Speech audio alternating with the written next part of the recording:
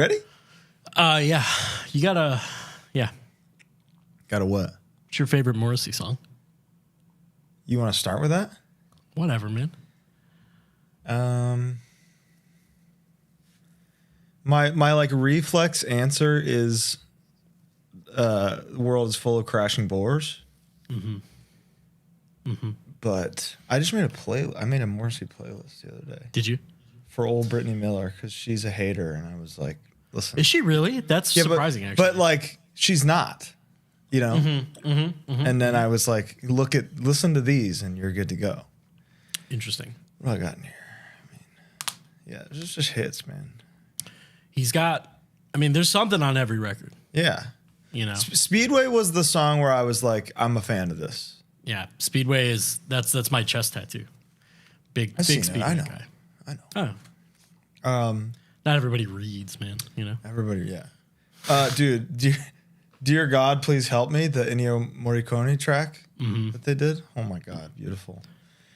I like You Have Killed Me a lot, but that's like As I live and breathe, you have killed me. Unbelievable. Incredible track. I loved me being like a 19-year-old and hearing like Pavarotti and me being like, I know exactly what he's talking about. When Lana like stubs my toe or something, I hit her with You Have Killed Me.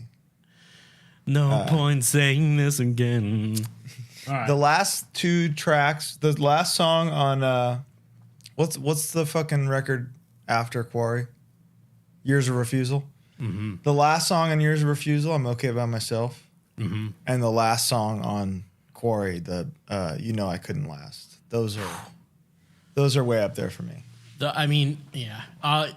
You're the Quarries and Years of Refusal is fucking awesome. It's like a punk record. It kind of is. Black Cloud. Black Cloud. Black Cloud. But Hello, Welcome. Yeah. I guess we should have Who do we started got with today, Colin? We got us, man. It's episode 30. This is a huge milestone. We're going to do a little Q&A, but we're also going to have a little chat first because Bo and I got to catch up a little. We got to catch up. We were talking about our favorite canceled things last week. And like before we started recording today, I was like, Morrissey's the best canceled thing. Yeah. Because he's like, every day somebody posts something about this guy that goes viral being like, this guy is a scumbag and he's garbage. And then you can't help but be like, as I live and breathe, you have killed me. So, I mean, Morrissey's the best canceled thing ever. I think, you know what? That's a really good answer. I don't think you can really. Still going. It's still going. Still selling out venues, still leaving early because it's cold out. Because he felt a chill. And then, as I live and breathe, you have killed me, you know? There was a time when he was doing U.S. shows. He really liked Chicago. I'm sure he tells that to all the cities. But like, there's really like Chicago. Yeah, where he canceled a bunch of tours like in a row. And he lived in Chicago for like 16 weeks at this one spot on Michigan Avenue. And people would see him all the time. Wow. And there's a story, I don't even remember the names, so it can't be offensive to anyone. There's a story about him going into the Burberry store, and this guy who a friend of mine knew was working at Burberry, and he would just like come in and just like kind of shop and buy expensive things and blah, blah, blah, but he kept visiting. And then one day he invited this guy to where he was staying for pesta. Fuck yeah. And the guy didn't like get it. And he was like, oh, no, thank you. Would you let? I was just about to say, would you fuck Morrissey? Would you let Morrissey peg you? Is that what's going on? I guess it's not really pegging, is it? I'm a married man, so I'm off the market for old Steven. Yeah. What about you? You getting pegged by Morrissey? No, I don't think so. I don't think for the bit to like just to talk about it on the show. Okay, I can firmly say maybe, probably not, but just to be like, dude, guess what I did? I mean, what is that one line that I heard that you'd try anything twice? That's about you getting pegged by Morrissey. He wrote that anyway. So before we get into the Q&A, I got to tell you a story. Yeah, you do. I do. I'm supposed to be converted. So hit the button. So I went to Vegas. I went to Vegas last weekend. Right. The main reason I went was to go to the Zach Bagans Haunted Museum. Yes. I've heard great things. Big fan of Ghost Adventures. Big fan of the whole Zach Bagans franchise, frankly. Oh, I got you. So he's like directly involved. It's his. Everything in there is his. Understood. So it's like he bought everything. He arranged everything. He and his team. And there's like crazy shit in there. I'll just start from the top. Okay. So before we get in, Lana's like very uncomfortable. Lana's my wife. I went with Lana and Brittany Miller. Friend of the show, Brittany Miller, featured in the HauntLore. Star of the show. Star of HauntLore. Our PA, Brittany Miller, is here with us as well. Go back and check that out. Went with the two of them. Lana's a scaredy cat, but she loves Zach Bagans, so she was like excited to do it. And then as we're going in, she's getting real nervous about it. Mm-hmm. Just because she's got the willies, she's got the CBGBs, you know? She's scared. And then, you know, she kind of gets assured, like, you know, it's fun. Like, it's nothing's going to happen. No, nothing's going to pop out and grab you. There's no jump scares, you know, which was mostly true.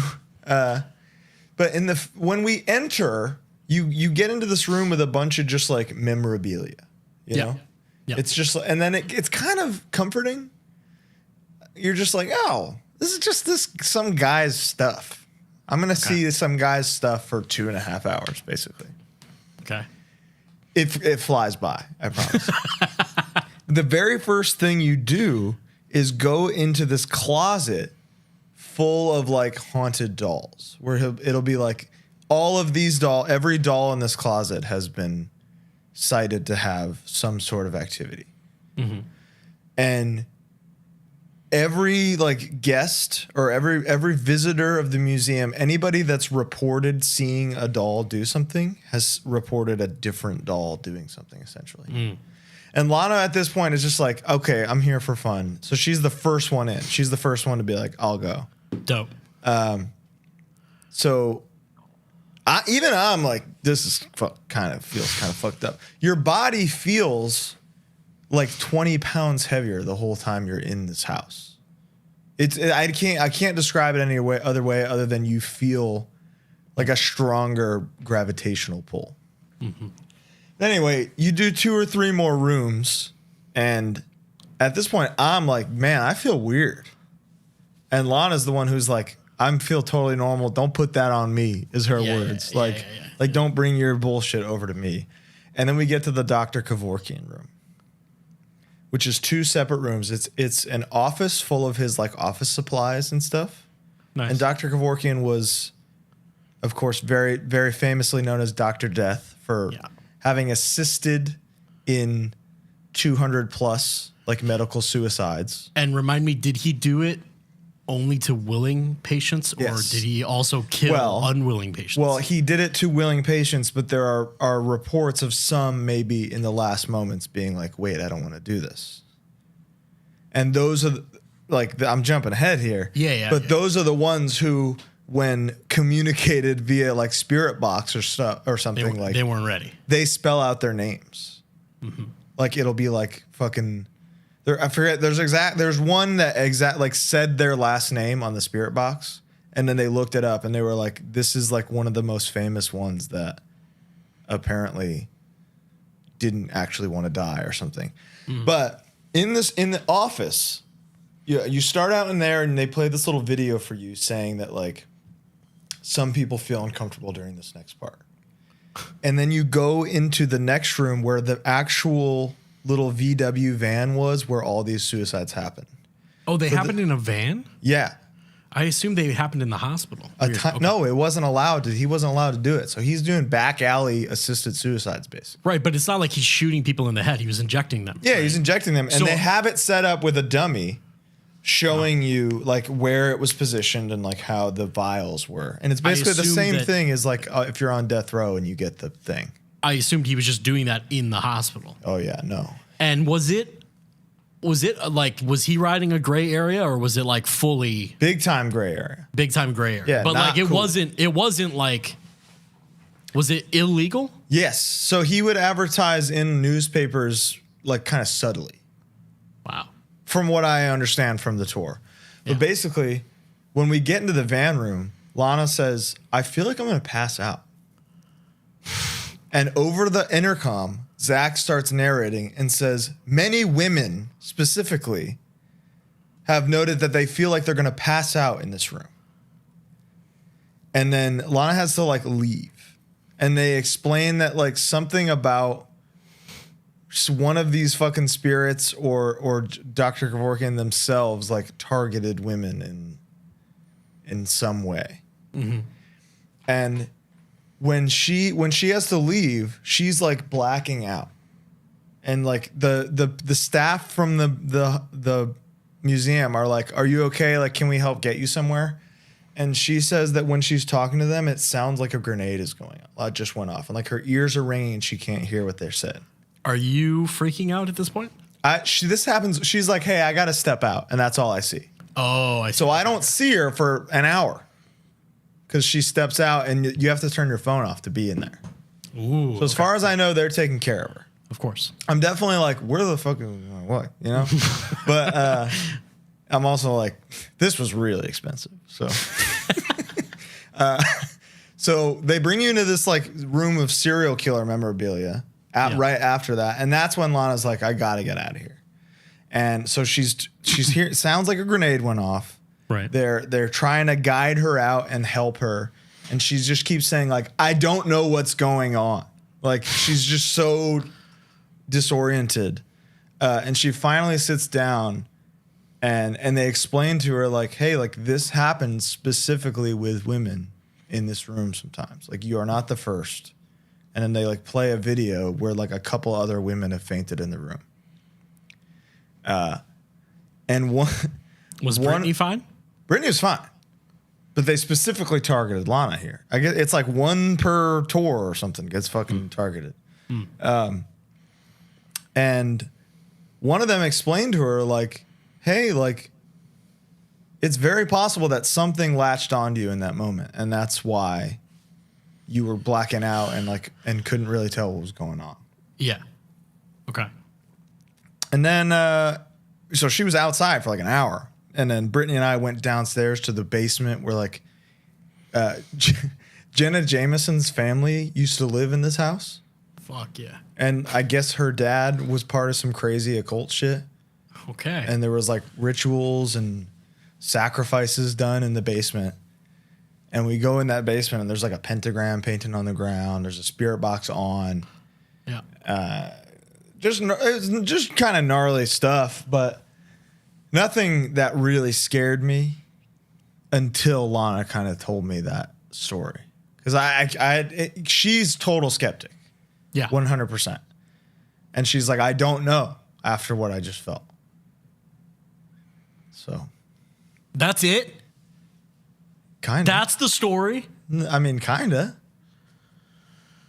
If you were there, it would have really fucked with you, man. I'm telling you. Colin texted me. Hold on. The floor is mine now. All right, take it. Colin texted me. Was like, I can't wait to tell you what happened to me in Las Vegas. And I was like, all right, I can't wait either. Okay. And it was basically Lana had to go outside. It was not Lana had to go outside. It was Lana felt like she was going to pass out in the section where 1 second later the narrator said, sometimes women feel like they have to pass out in here. There have been reports. And then that's no coincidence. That's what I'm saying. She was targeted by a specter. All right. You're going to deny? I'm going to say that I think people's minds do things to them. Why do you get nervous when you meet... My body's going to do something to you. People get nervous when they meet fucking like celebrities and shit. And it's like, they're just people. No. I mean, yeah, people get nervous. So. No, they don't. No one's ever gotten. Nobody's ever gotten nervous. But this is, I guess, I think you and I have to go. I would go for sure. But I mean, that's certain. Don't get me wrong. That's certainly something. It is something. See, I can't say that like Lana didn't experience this X, Y, and Z. Does that mean that it was fucking? I don't think so. More than likely, yes. I would say less than I would say more than likely is how I'm leaning.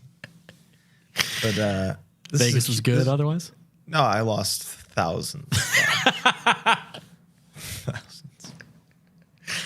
Yeah. I ate shit, man.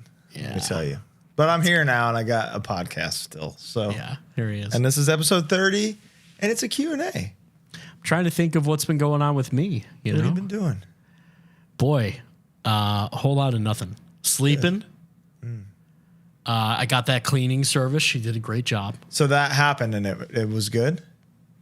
It was, for what I paid, it was great. For what you paid, I would have farted in your face and left. If I would have paid, the full price was $80. And if I would have paid the full price for what she did, I would have been pissed because it wasn't. And I tipped, dude, obviously. you know how much it costs to like get your apartment cleaned professionally for real? $20 apparently. No, that's not right. You're a slaver.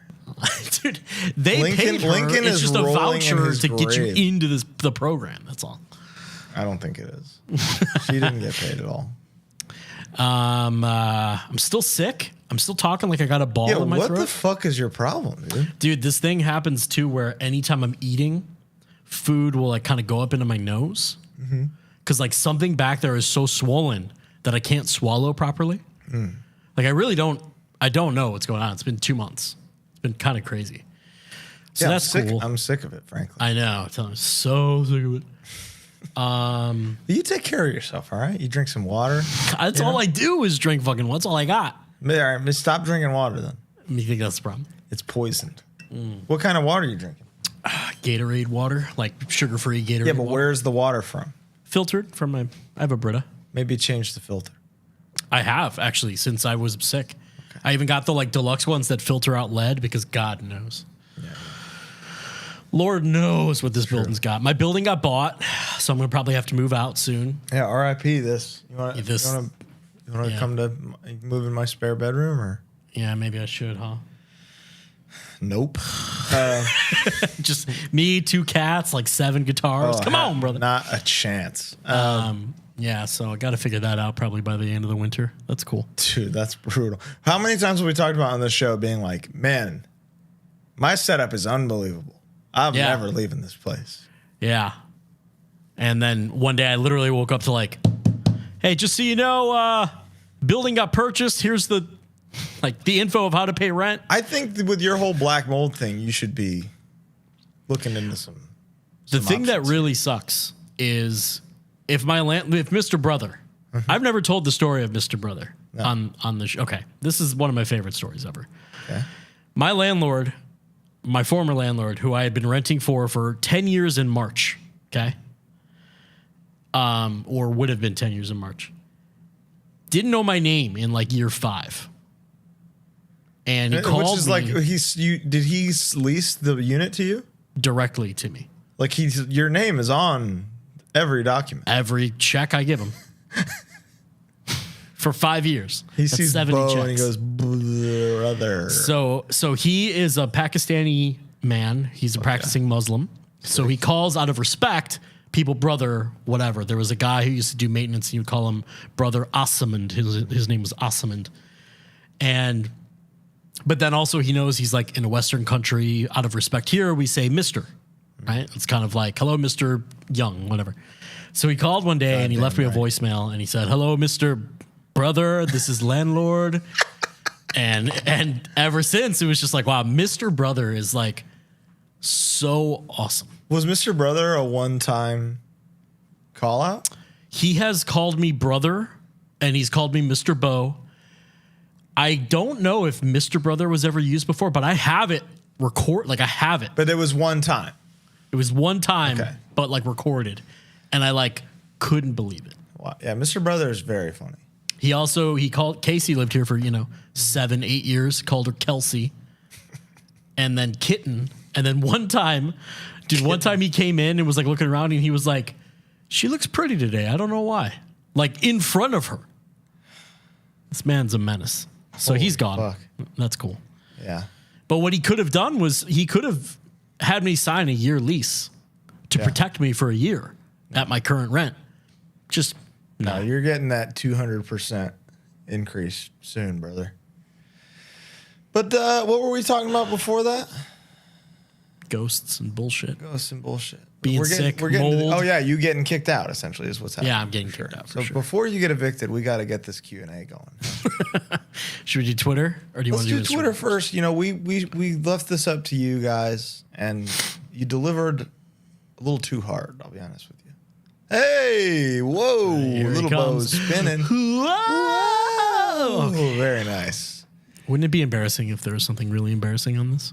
I would just love that. hit the DM button. Hit the message. Yeah.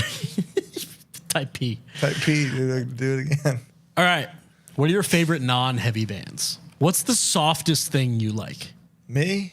Yeah. Other than Morrissey, which is like, I feel like Morrissey's like not even surprising. No, it's like borderline post-punk at this point. You know, like, yeah. And it's just that's a natural pipeline. It really is, and I never understood, but it is. It just is. It's just you can't explain it. I mean, I'm a notorious Lady Gaga man. Oh, that's true. I remember also on the European tour, you were huge into Tay Swift. I loved Speak Now. Absolutely loved Speak Now. Still do. But I like Red. Yeah. After that, not really. She lost me. Once the country was gone, I was out. Yeah, for sure. I love me. I mostly listen to film scores. So like a Hans Zimmer.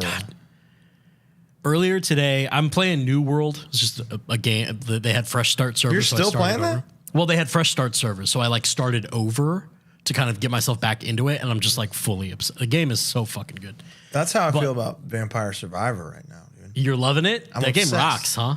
Yeah. I'm because was playing an iPhone version called Survivor IO. I got hooked on that because of you. Okay, and it's that Vampire Survivor is basically like the swagged out. Dude, when you sent it to me, I told you there's a PC version of this that is definitely ripping off. Oh, that's what you were talking about. Yeah.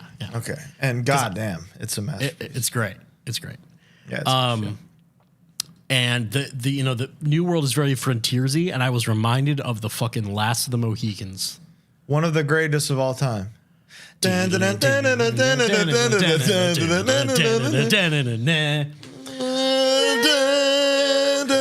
Unbelievable. One of the greatest ever. Who scored that? Howard? Trevor Jones and Randy Edelman, I believe. Unbelievable. Yeah. You're a film scores guy. I'm getting into when I do housework and like chores and errands and bullshit, I like to listen to just like Brian Eno and like just like ambient nothing. Fuck yeah. So I got into that thing I sent you, that music for 18 musicians that is all analog. But it's like woodwinds going in syncopation. It's like fucking crazy. So that, I love Choir Boy. Very vocal about that. I was going to say, this motherfucker loves Choir Boy. That's like the softest thing on earth, which makes it hard. You know what I mean?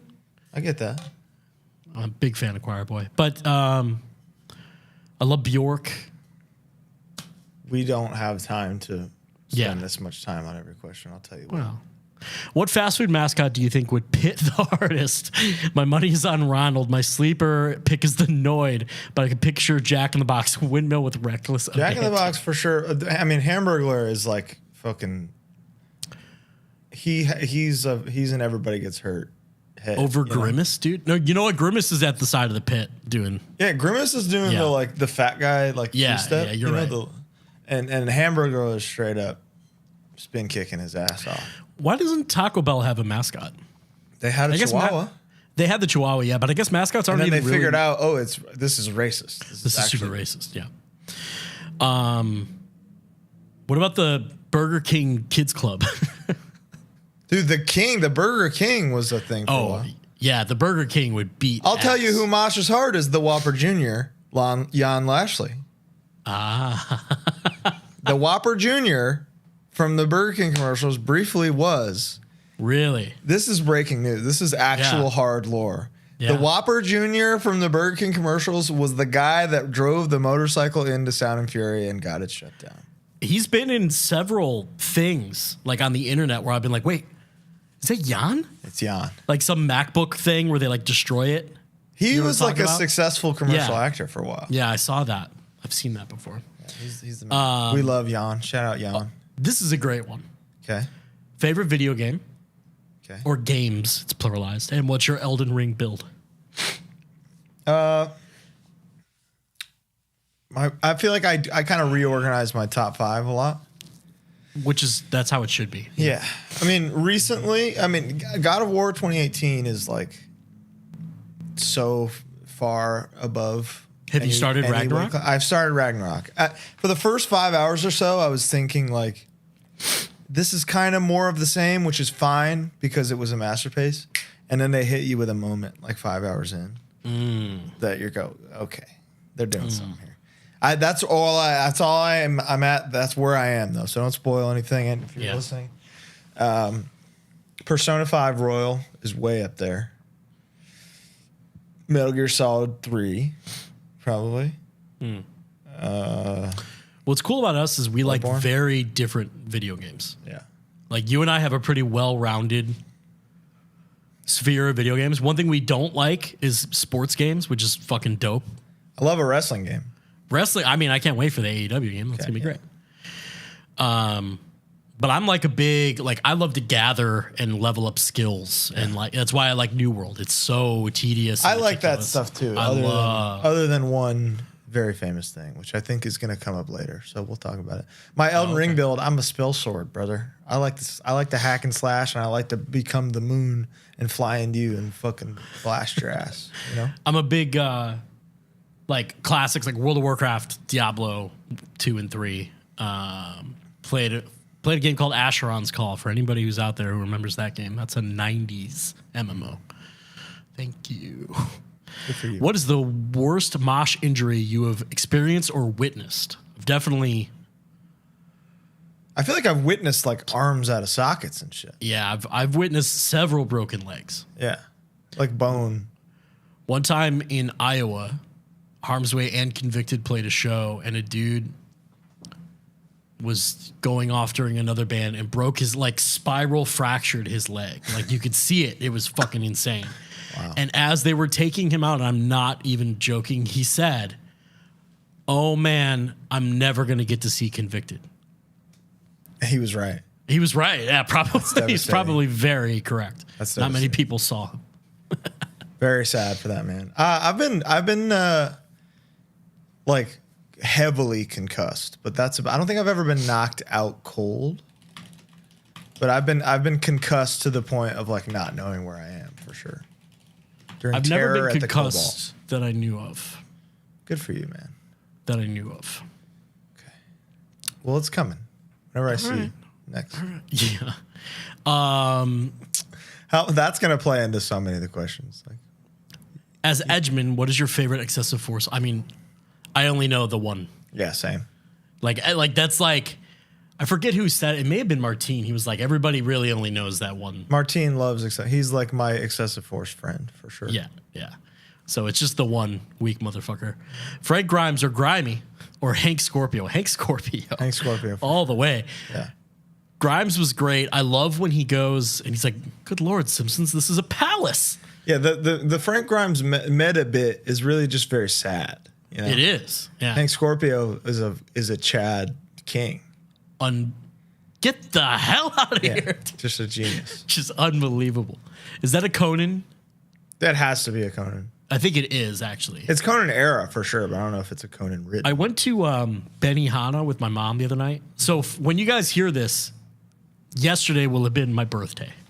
My birthday is Wednesday. Oh my God. This wow. week. So my mom took me out to dinner.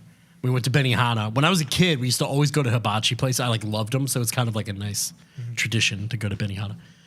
And the Lyft driver on the way there was listening to the Conan podcast, which is such a weird style to listen to a podcast in a While Lyft. you're driving people is bonkers for sure. That's crazy. That's crazy. Yeah, but he's really funny, so I didn't mind. Ocarina of Time or Majora's Mask. So here's my thing. I'm anti-Zelda straight up across the board. How come? I don't know. Do you think it gets too much praise? Yeah, I really do. I'm Mario guy through and through. Mm-hmm. So I found I didn't find any charm in Breath of the Wild's like kind of monotony, like the monotony and the like the cutscenes are really minimal and which I think is some people find charm in that, and I just found it really lazy and boring. As a huge Zelda fan, I didn't like Breath of the Wild. And it's like I know that we're in the minority here, and I'm fine with that. It's like universally beloved and praised, and like one of the best games ever. I've in terms of Zelda, I get about a couple hours into all of them, and I go, this is just isn't for me. Yeah. Now I would be in the opposite camp. Ocarina of Time is a top 5 for me for sure. That's the one I finished, I think. Okay. So I mean, have to say that. I feel like you've done your due diligence. You don't need to play Majora's Mask. I've bought them all. That's the thing. I've paid full price for every single one. And I try. When this fucking Breath of the Wild sequel comes out, I will buy it. Really? I will give it one more shot.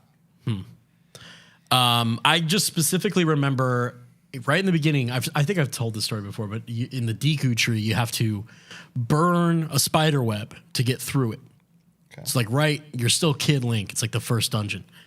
But they don't tell you that. There's no hints. You have to figure out that you can light a stick on fire. Which I'm down with that for sure. Because that's some Souls shit, you know? Yeah, but I remember being like 10 or whatever and just being like, oh my God.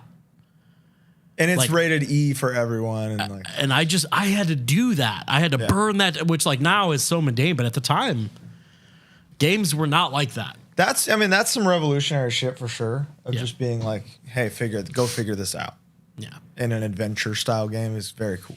But so I would say Ocarina over Majora's Mask. Majora's Mask is overly complicated for no reason. I would think Ocarina of Time, that's like that would be the everybody's answer. I think so. Yeah. I'm sure there's some. Well, actually. Yeah. If you could recruit one more member into your bands for a one-off album, who would you choose? If you could recruit one more member into your... So if God's Hate could have 7 people.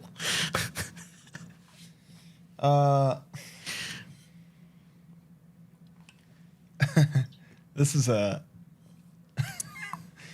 so a fella named Nick Barker played... he was in Dimmu Borgir and Cradle of Filth. I think he's still in Cradle of Filth. Okay. He has the chops drum-wise to do what I want to do. So, like, when I'm writing, I'm like, what if I could do that? You know, just, like, do the real crazy shit. Interesting. It would be, I would add him on drums, and I'd just play second bass or something.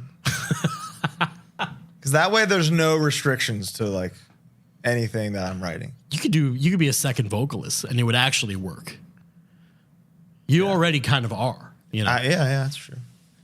But I don't want to be, he's so monumental in front that I'd look small. I'm a perspective manipulator for him. Make him look bigger. It's bullshit. True. I'm going to the airport by myself, and it's like grannies are shaking in their knickers. I show up with him. I look like a fucking he's small child. He's huge. Yeah, he's massive. Shit. I don't know. That's a funny question. Maybe like if I could do someone like famous, it would be or like who isn't within our world because there's no restrictions in this question. Yeah, I would probably say like a young Al from Ministry and just get like weird industrial shit, you know, but like very authentic and real. Would you add Trent me? Reznor? Would you add me? Harm's Way? Would I add you to Harm's Way? Is that what you said? Would you add me? No. You're a bastard, man. Echo. Fair. Don't do the fucking... What is Colin? Damn, I'm so sick of the echo. In Scottish, God the damn name it. Kyle Echo. means straight. Yeah. Stop. No, yeah. You don't get to redo the bit. No, I don't. You fuck it up. You fuck it up. Which song on Sleep Therapy has the worst lyrics? There are some stinkers on there. There sure are. But please keep in mind, okay, you remember being 18 years old? Yeah. Do you remember how fucking stupid you were? Yes. Imagine you made a piece of art when you were 18 that stuck with you your entire life and became like a thing that people know you for. Yeah. Like I was the dumbest person alive when I was 18. I was somehow making art. I don't think people realize how like vulnerable that is too. Yeah. You're writing lyrics about like real shit and you're trying to make it like artistic. And it's just, it didn't land. Which is fine, but like that's fucking hard. It is. And you know, a lot of those lyrics have stuck with people for a long time. And I don't want to take anything away from that. You know, people who have them tattooed on them or affected them in some positive way. But Insane and Humane is like garbage lyrically, you know? And it's relatable, but it sounds like an 18-year-old is just whining about a girl, which that's exactly what's happening. Astigmatism wouldn't write it today, you know? Right. Yeah. Right. And that's basically. It was it was dated very fast, and there we go. What are y'all's go-to TV shows to watch after a gig? I know yours. After a gig, I mean it's Triple D, right? Yeah. I would assume that after a gig means on tour. On tour, yeah. I'm not like popping open the iPad to watch fucking Battlestar Galactica at the hotel, you know? Yeah. There's something really nice about we tend to put on like Pawn Stars will be on there for sure. Love Pawn Stars. Love Pawn Stars. Love Forged in Fire. Come on. What is that? That's when they make knives and shit on the show. Awesome. Show's great. It's on the History Channel, believe it or not. That sounds good. I love it. Love a travel channel. Love a Food Network. Love a History Channel. That's dude. If there's ever like Idiot Abroad or an Anthony Bourdain show or something, you know what? Like, dude, Bourdain would have killed on HardLore. Yeah, and he absolutely would have done it. And he would have done it. I genuinely believe so. Yeah. By all accounts, just a genuine, cool, the best guy. Miss him. Cool. Yeah. Truly. We miss Anthony Bourdain. HardLore love Anthony Bourdain. Who's another celebrity that you miss? Who's dead? I have one that like every time I remember, it hurts. Is it Chris Farley? Fucking Robin Williams. Oh yeah, that's brutal. I'm not even like a huge like fan of, you know what I mean? He's not like my favorite ever or anything. It's just like life was better with him around. I mean, he's just like actual scientific proof that depression affects anyone and everyone. And should be taken super seriously. Yeah. It's a disease. Yeah. Chris Farley, I just think wasn't done. You know? No way was Chris Farley and John Candy, I think, would be like Oscar winners. Or fucking the fact that we never got a Chris Farley, Will Ferrell movie. Yeah. Or like a genuine dramatic Chris Farley performance that he could for sure do. Yeah. Right. He had the chops for sure. Because Tommy Boy, there's scenes where you're tearing up for the guy. Imagine the Anchorman cast with Chris Farley on it. You know what I mean? Like, and they're all great. I wouldn't want to remove any of them. Yeah. I'm just saying. In addition to, come on. It's just like the parallel between him and like a John Belushi.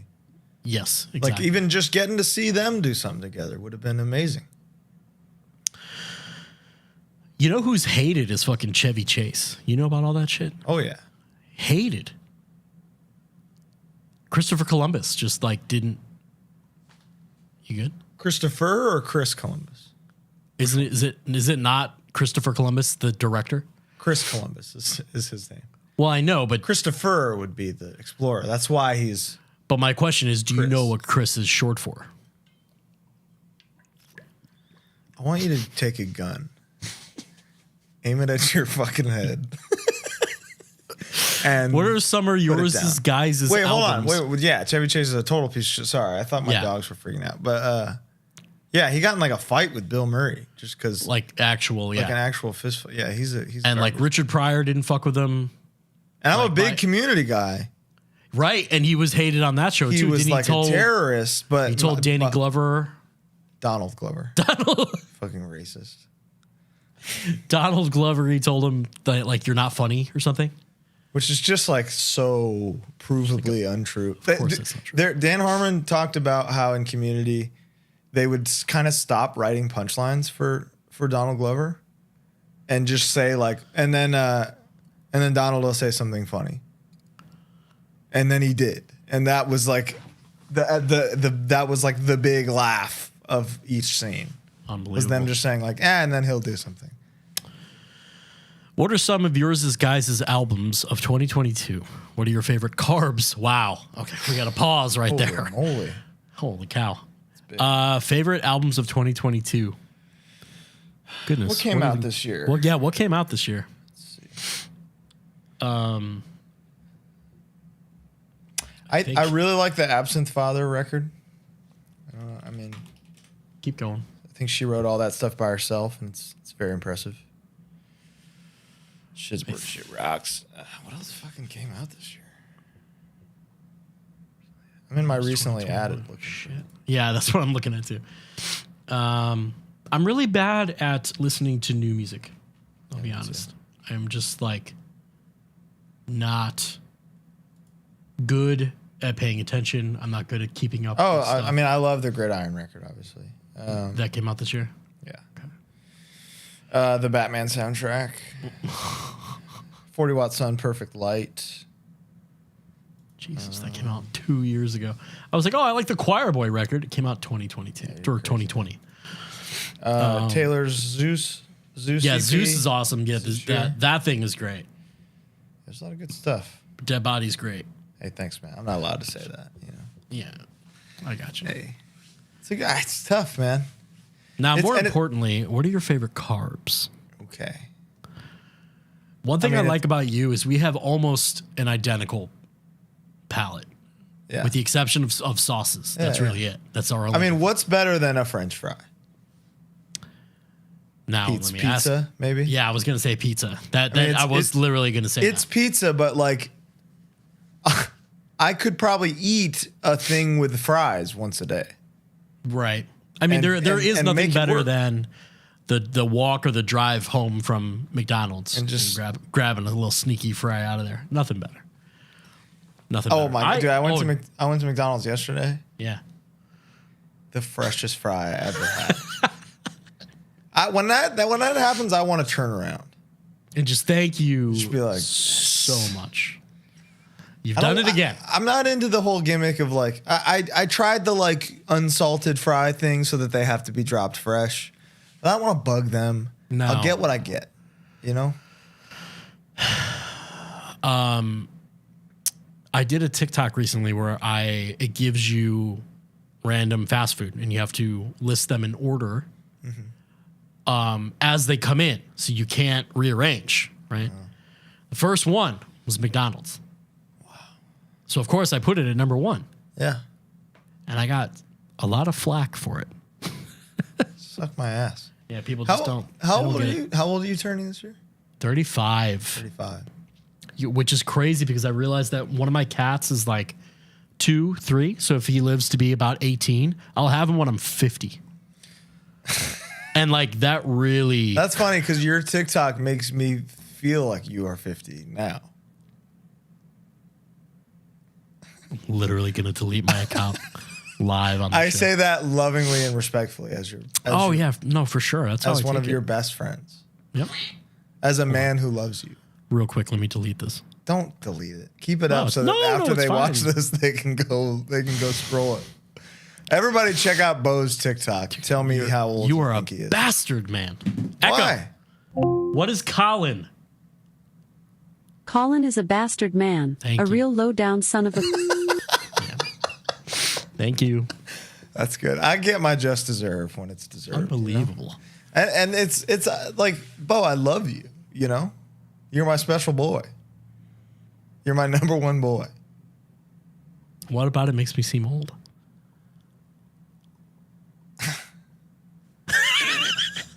All I post is HardLore clips and like 3 videos that I That's not for me to decide. It's just the energy I get from you sometimes, you know?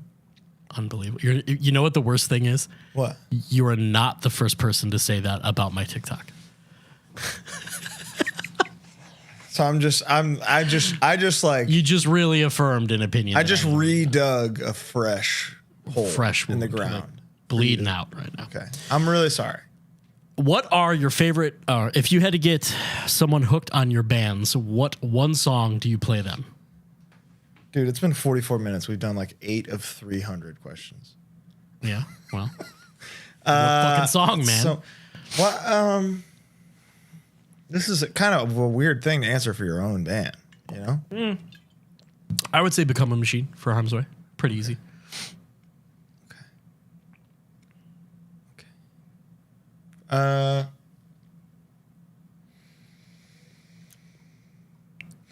Dead air. It is, man. It's tough. I mean, I don't know what to say. I got so many bands. What to say, you know? Dead Body, the song Dead Body. Okay. That's the one where I think anybody would be like, yeah, this shit's pretty cool. God's Hate.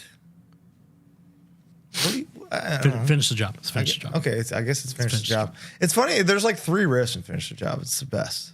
One It's of so them. easy. One of them is Good, man. real good. Pushing Tongues probably Kill for You, maybe. Oh, really? Interesting. Yeah. That's a catchy one. That makes sense. It's just near and dear to me, you know? As 2 individuals who have visited a lot over the years, what is your favorite food or drink establishment in Louisville? Waffle House? Yeah, I remember asking for recommendations last time. You know what? I like Spinelli's.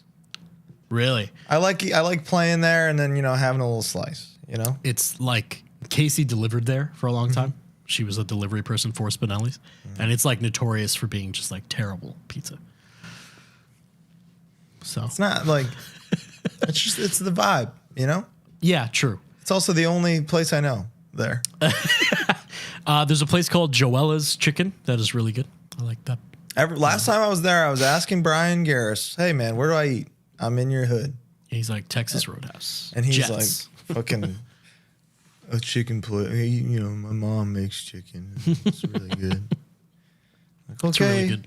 It's really good, Brian, actually. No, he sent me to, thank you. He sent me to some diner that didn't have seating. So obviously I'm not doing that. So I went to Denny's. Garbage. Harm's Way Dead Body Tour when? Also mobile shirt when? We're working on it. Yeah. Oh my God. Why does Colin bully Bo at every second? Tanner, that is a great question. It's out of pure love. I'd like love to the guy. analyze that with you, Tanner. Okay. I want to hear your thought. Bo, here's the thing. You know firsthand that the meanest things I say to you, I will send to you beforehand and be like, is this too mean? You did not ask me if the TikTok bit was too mean. That was a spur of the moment. I can cut that if you want. No. There's no cutting. Everyone's going to see what a bastard man you are. You think everyone okay. will know. All right. Everyone. My parents were married. I'm not a bastard. A bastard man. It's I love the guy. You know, how boring would this be if we were 2 guys that just agreed with each other and thought all the same stuff, you know? This wouldn't even be fun to listen to. Like friendship. Nobody wants that. You want to listen to songs about being happy and loving life? Do you do that? Yeah. No. There's not one good song about like good vibes, you know? Other than Good Vibrations by Marky Mark and the Funky Bunch. Any anecdotes from touring Mexico? Dude, I played Mexico like once. Oh, really? Yeah. We did a Mexican tour in 2018, 19 with Renee. One of the drives was so long that we flew instead, and it was incredible because flights were like $40 a piece. Nice. Some of the best food I've ever had. The band got 5 out of 5 ill. Like, I almost fainted. I had to go and like lay down at the airport coming back. You got Montezuma took his revenge. He got me. And what's crazy is like we were careful, but like they wash vegetables in the water. They make ice out of the water, you know? And like Renee was like, I wouldn't eat there. You guys might get sick. This place should be good. And you're just gonna, if you're eating. When as a resident, do you just become immune to it or? Yeah. They just have stronger stomachs, which is almost like. So maybe I'd do all right there. Maybe. Maybe no. Forged in iron. Yeah. We wound up at a AAA show at Mexico City. We like saw Lucha Libre, and that was really cool. That's awesome. And the tickets were like $8, you know. Really enjoyed it though. I've only played Tijuana. Yeah. And I think it's only twice. It's kind of okay. You know how in Japan you get them dumplings at 7-Eleven and it's like the best thing you've ever eaten? Yep. Mexico's the same. You can get like any taco on any corner. Yep. And you're like, damn, this is the best. Yeah. I get it. We ate from a little stand behind the venue one night, and it was like shocking. Unreal. Like right? I couldn't believe how good the food was. And it's just meat on a tortilla. Yeah, with cheese. Yep. And it was just like perfect. Love it. That's my anecdote. Is that I guess Mexican food is really good in Mexico. Hey, Bo and Colin. Hope y'all are doing well.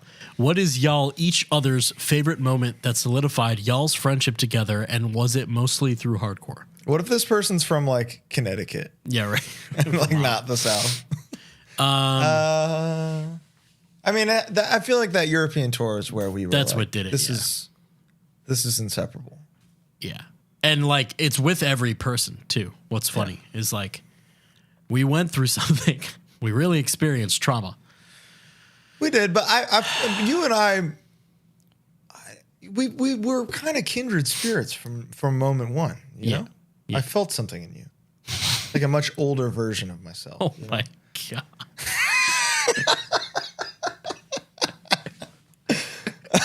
Like a way older version of me, you know, Physically, mentally, spiritually, all around. But dermal. And that's the thing. It's like that's why we're here, you know. Favorite thing from Buc-ee's? Dude, what is that? Them frosted nuts, the almonds. Oh, the almond. Oh, those are insane. Bonkers. I really like the pulled pork or the brisket sandwiches that are like $4. I've never had a hot meal from Buc-ee's. Outstanding. Really? Because it's very inexpensive and like they cut it right there. It's like Right. it's fucking awesome. I'm normally shitting in Buc-ee's too long to. I would hold up the band if I were to do that and a meal. So when I'm getting out, I'm frantically picking up a bag of nuts or something. The saltwater taffy is also really good. If Dad Body and Harm's Way were going on individual U.S. headliners, what 2 to 3 bands would y'all want to bring out for support? Dead Body ain't headlining over nobody, brother. We're opening. We're opening for Harm's Way. Yeah, honestly, we would definitely take out Dead Body because everybody in Harm's Way likes that band. All right, huge win. Common Dead Body W. And fucking the Veins Too Big now. Yeah, Just trying to think of like people we would like to hang out with. yeah. God's Hate, who are also too big now. No, well, I don't think so.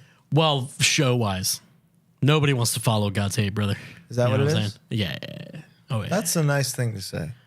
But it's true. You know, it's like you know what it's like. It's like Undertaker, Mankind, King of the Ring. Stone Cold and Kane had to follow that bad boy It's true. in a first blood match. It's not going to work. Who remembered that? You know. Exactly. But Kane, that was Kane's one single he won. 1 day world title reign. That's right. Yeah. How are you going to make a guy in a mask bleed? Exactly. Catfish. This gentleman is a member of the Mr. Brotherhood, my former Twitch squad. Shares a birthday with me. Wow. Happy birthday, So, Catfish. Happy birthday, Dad Flesh. What's a brother got to do to get a friend of the show? Shout out. Real question. What's some of your pre-show rituals? You have a thing. Yeah. You have a la la la la. Yeah, I got a big warm up, and it's changed a lot over the years. But I do this like Tai Chi breathing thing mostly. That's the big one. People think that like warming up the voice is everything, but breathing is. If you can't breathe, you can't sing. But I'll show you all live on the show my Tai Chi breathing technique. So hands start at your side. You inhale through your nose here, and then when you get here, you switch to your mouth. So it goes, and then. And when you're up here, your breath is held, and you release it by making like a snake. Like you. Wow. And you do that over and over again until you can do this for like a minute. Wow. Like you go where you're exhaling for a minute from here, and your lungs are just expanding every time. You can fit more and more air in there. Do you hum? Do you do any kind of I do a melodic hum. stuff? So I did this full. I did one that was so gnarly that it turned out I was blowing out my voice. I remember. And then Joe from Wisdom and Chains was the one that was like, I just hum during the band before us, because I saw him watching us. I think. Mm-hmm. And I was like, "Do you not warm up?" And he's like, "Yeah, I just hum through your whole set." Mm-hmm. Yeah. And then I tried that, and it was like night and day. I believe Todd Jones told James that on our European tour with Nails. Humming? Yeah, just like hum. And James is, to me, very impressively, he like does not lose his voice on tour. Yeah. Now, screaming and doing melodic shit are very different. Very different. Very different. And you're like we often say, like, I blow my voice talking over the music at a bar or at a show. Like, that's what kills me. And I mean, Sound and Fury, I did too. But then I sang too. Right. But like one set. And and those second day videos, I'm toast. Yeah, you can hear it for sure. I'm fried. Marry, fuck, kill, fast food. Let's do. It's been 1 hour. We've done nothing. Well, what do you think? What is Q&A? I'm just worried. I mean, do we do some kind of quality control or do we just do everything? Okay. I mean, we can do everything. So I don't fuck care. Jacob, I guess. No. Marry, fuck, kill. Kill Subway, marry McDonald's, fuck In-N-Out. Wow. Ask HardLore, when might we see Harm's Way take Dead Body on the road? Would love the to. third one. Love to. Yeah. Who's on guess the Food Network? Here we go. We talked about this one earlier. Food Network host Mount Rushmore. Okay. It's big. This is so easy too. You go first. Guy, Yeah. Alton, Yeah. Martha, Wow. and here's my toss up. I guess it's not as easy as I thought it was. Bobby Flay, maybe? Ooh, Super Chef Bobby Flay. Yeah. Wow. Mine's different, so that's good.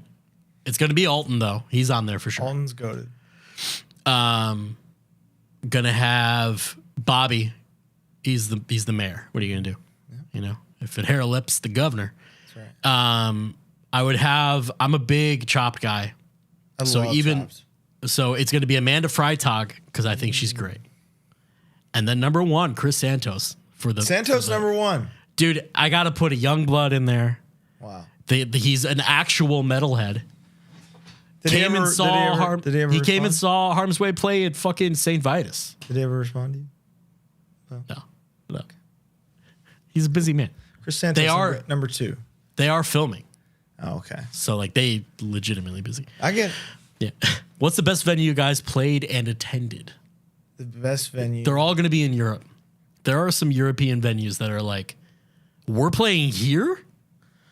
That are like so fancy in their showers and, you know, like the Netherlands. Like we played Dynamo.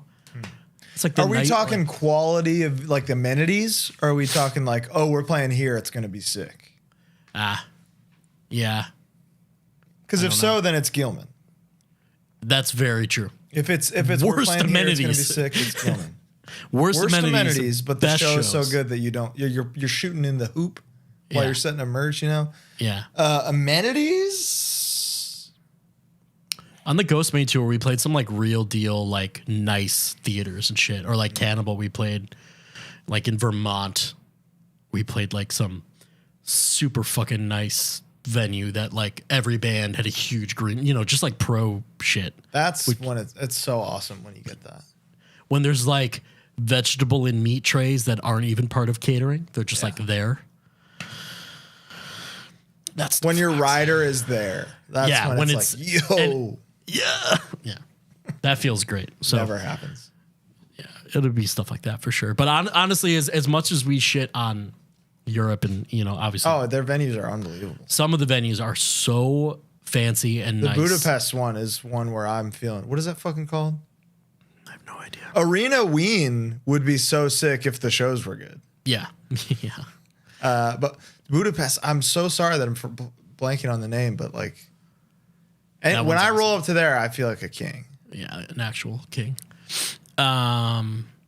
What's your favorite venue right after it? That's interesting. Did Bo, lewd or spelled wrong, have sexual relations with a fish? No. Well, lewd or spelled wrong may have. I don't know. He might have. Can't vouch for him. Also, shout out KFC biscuits. KFC got rid of the bowls, and that really bums me out. The famous bowl? Yeah. That can't be true. 100%. That's like their Big Mac at this point. Hence my confusion. That seems crazy. Any stories from shows in Lawrence, Kansas? What? You never played Lawrence? I feel like we have, but stories from Lawrence. HardLore. Oh, Famous Bowl's still there. I'm just an idiot. Yeah, you're God. I knew you were fucking out of your shit. Take a look at that. Oh. They did something. We never talk about the Famous Bowl. It's amazing. Never do, and it's so good. So fucking good. Yeah. Lawrence, Kansas on Ghost Main. We played there on Halloween, and it was just like chaotic and awesome. Played there on Every Time I Die, also same venue. Chaotic and awesome. Big fan of Lawrence.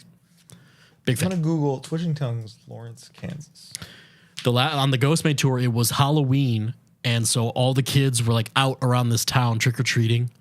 Everyone's in costume. It felt like a movie.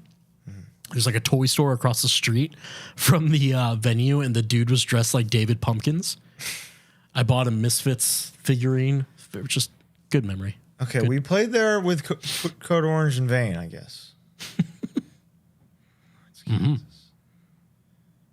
It's not ringing a bell. What's the name of the venue? Something The ballroom? Granada. Granada. It's I'm sorry, but Yeah. my memory's not what it used to be. One of the first tours we ever did. This is some HardLore, okay? One of the first tours we ever did playing Lawrence, Kansas is when I found out a girlfriend of mine at the time, this is fucking 15 years ago. This is forever ago. A girlfriend of mine at the time who I was moving in with at the end of the tour cheated on me. So Lawrence is always up there. So you have that moment. At least I have that banked away. I have a moment like that. That's I think in like I think Birmingham, Alabama, actually. You have a little HardLore? Yeah, I got some HardLore. I'm not gonna tell it though. Okay. Favorite piece of merch design, one of your own, but also one from another band. That's a good question. Thank you, Jack. Okay. What's your favorite piece of merch that you own? In general? Yeah, just any band. I have a Slatanic Wehrmacht shirt that, you know what's crazy is I found out there's another one, but mine says, TM Slayer 1987, which is when I was born. There's one that I've seen for like $1,000 on eBay that is my birthday 1987. Oh, wow. Like November 16th, 1987. That's really cool. In like a 2X. Like it would fit. Everything about it would be perfect if I could afford it. The Typo Wolf Moon shirt is probably my just straight up favorite shirt. Casey got me one for my birthday a few years ago. From fucking Team Prozac, of course. The homie, dude.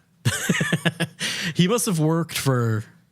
I don't know. For Blue Grape or something, right? Something like that. He's got everything. Yeah. Yeah, that's like my favorite shirt. Yeah. Personally,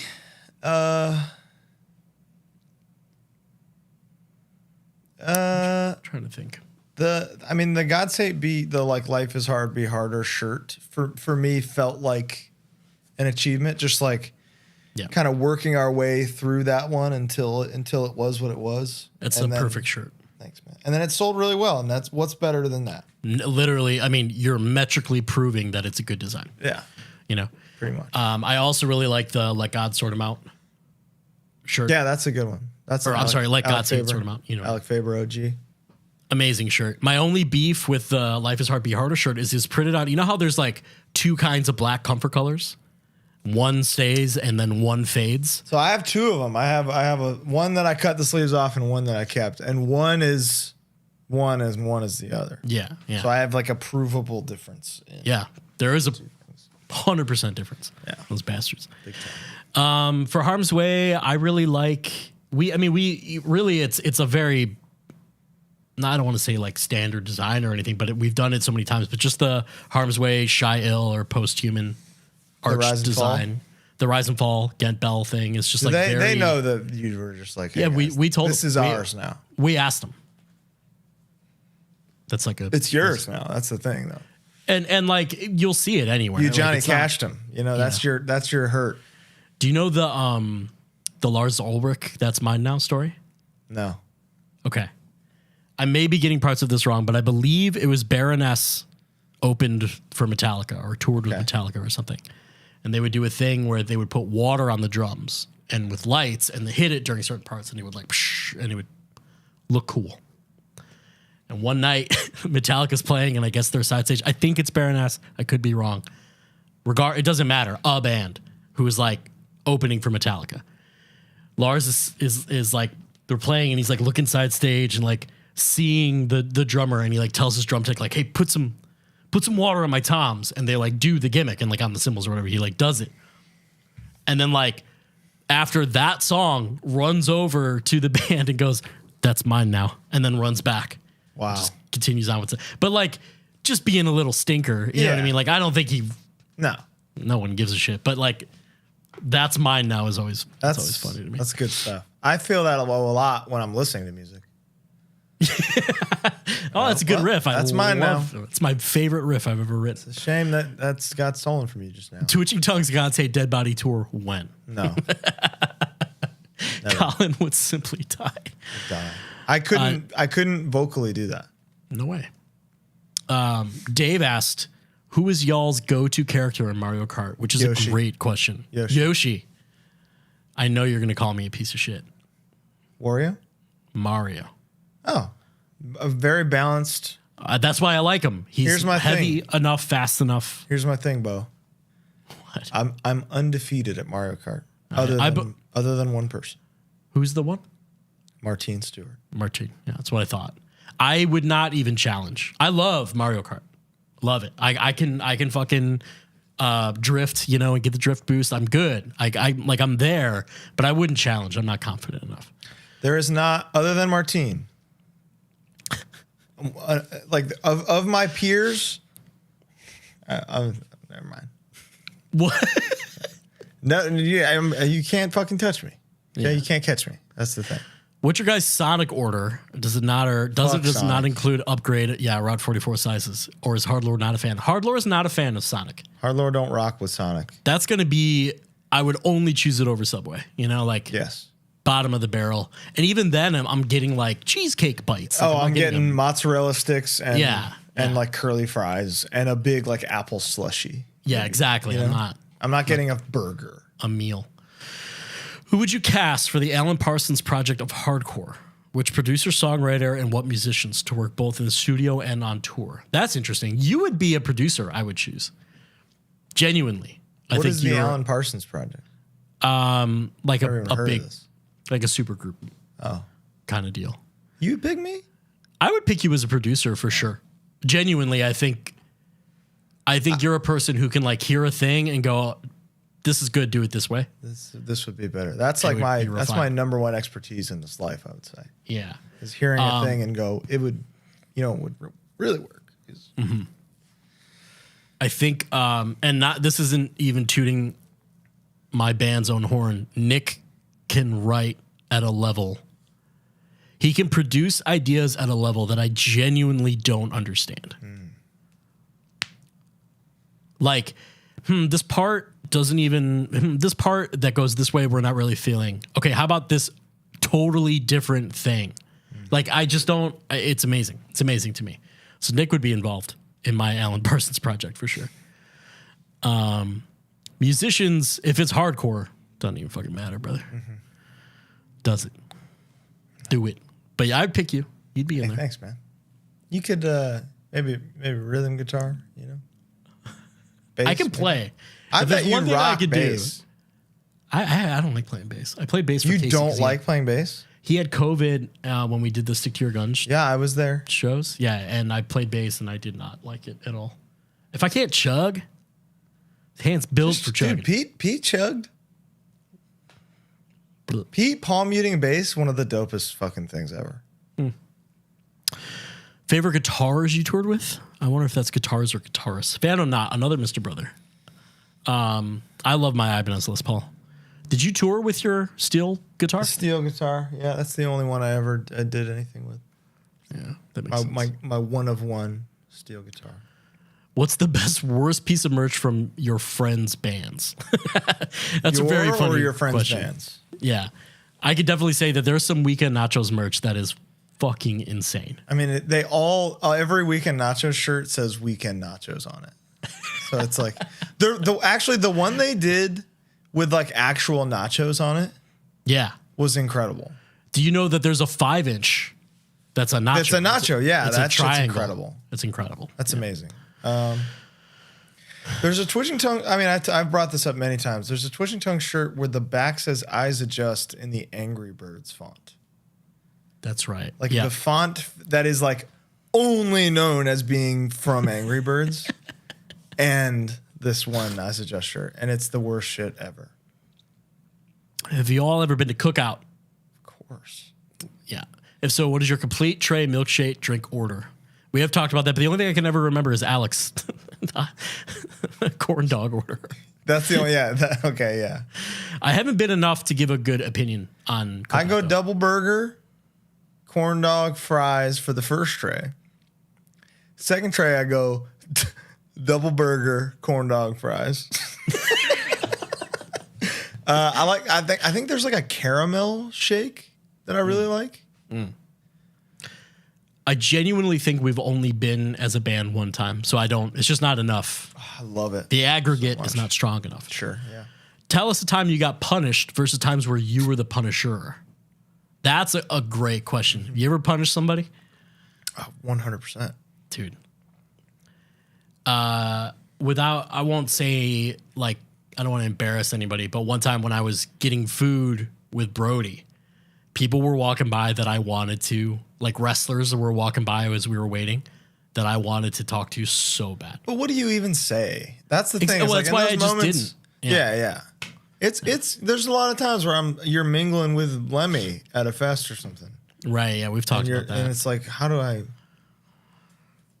And I think, doing more like actual interviews with people for Knotfest has kind of desensitized me to them. Yeah.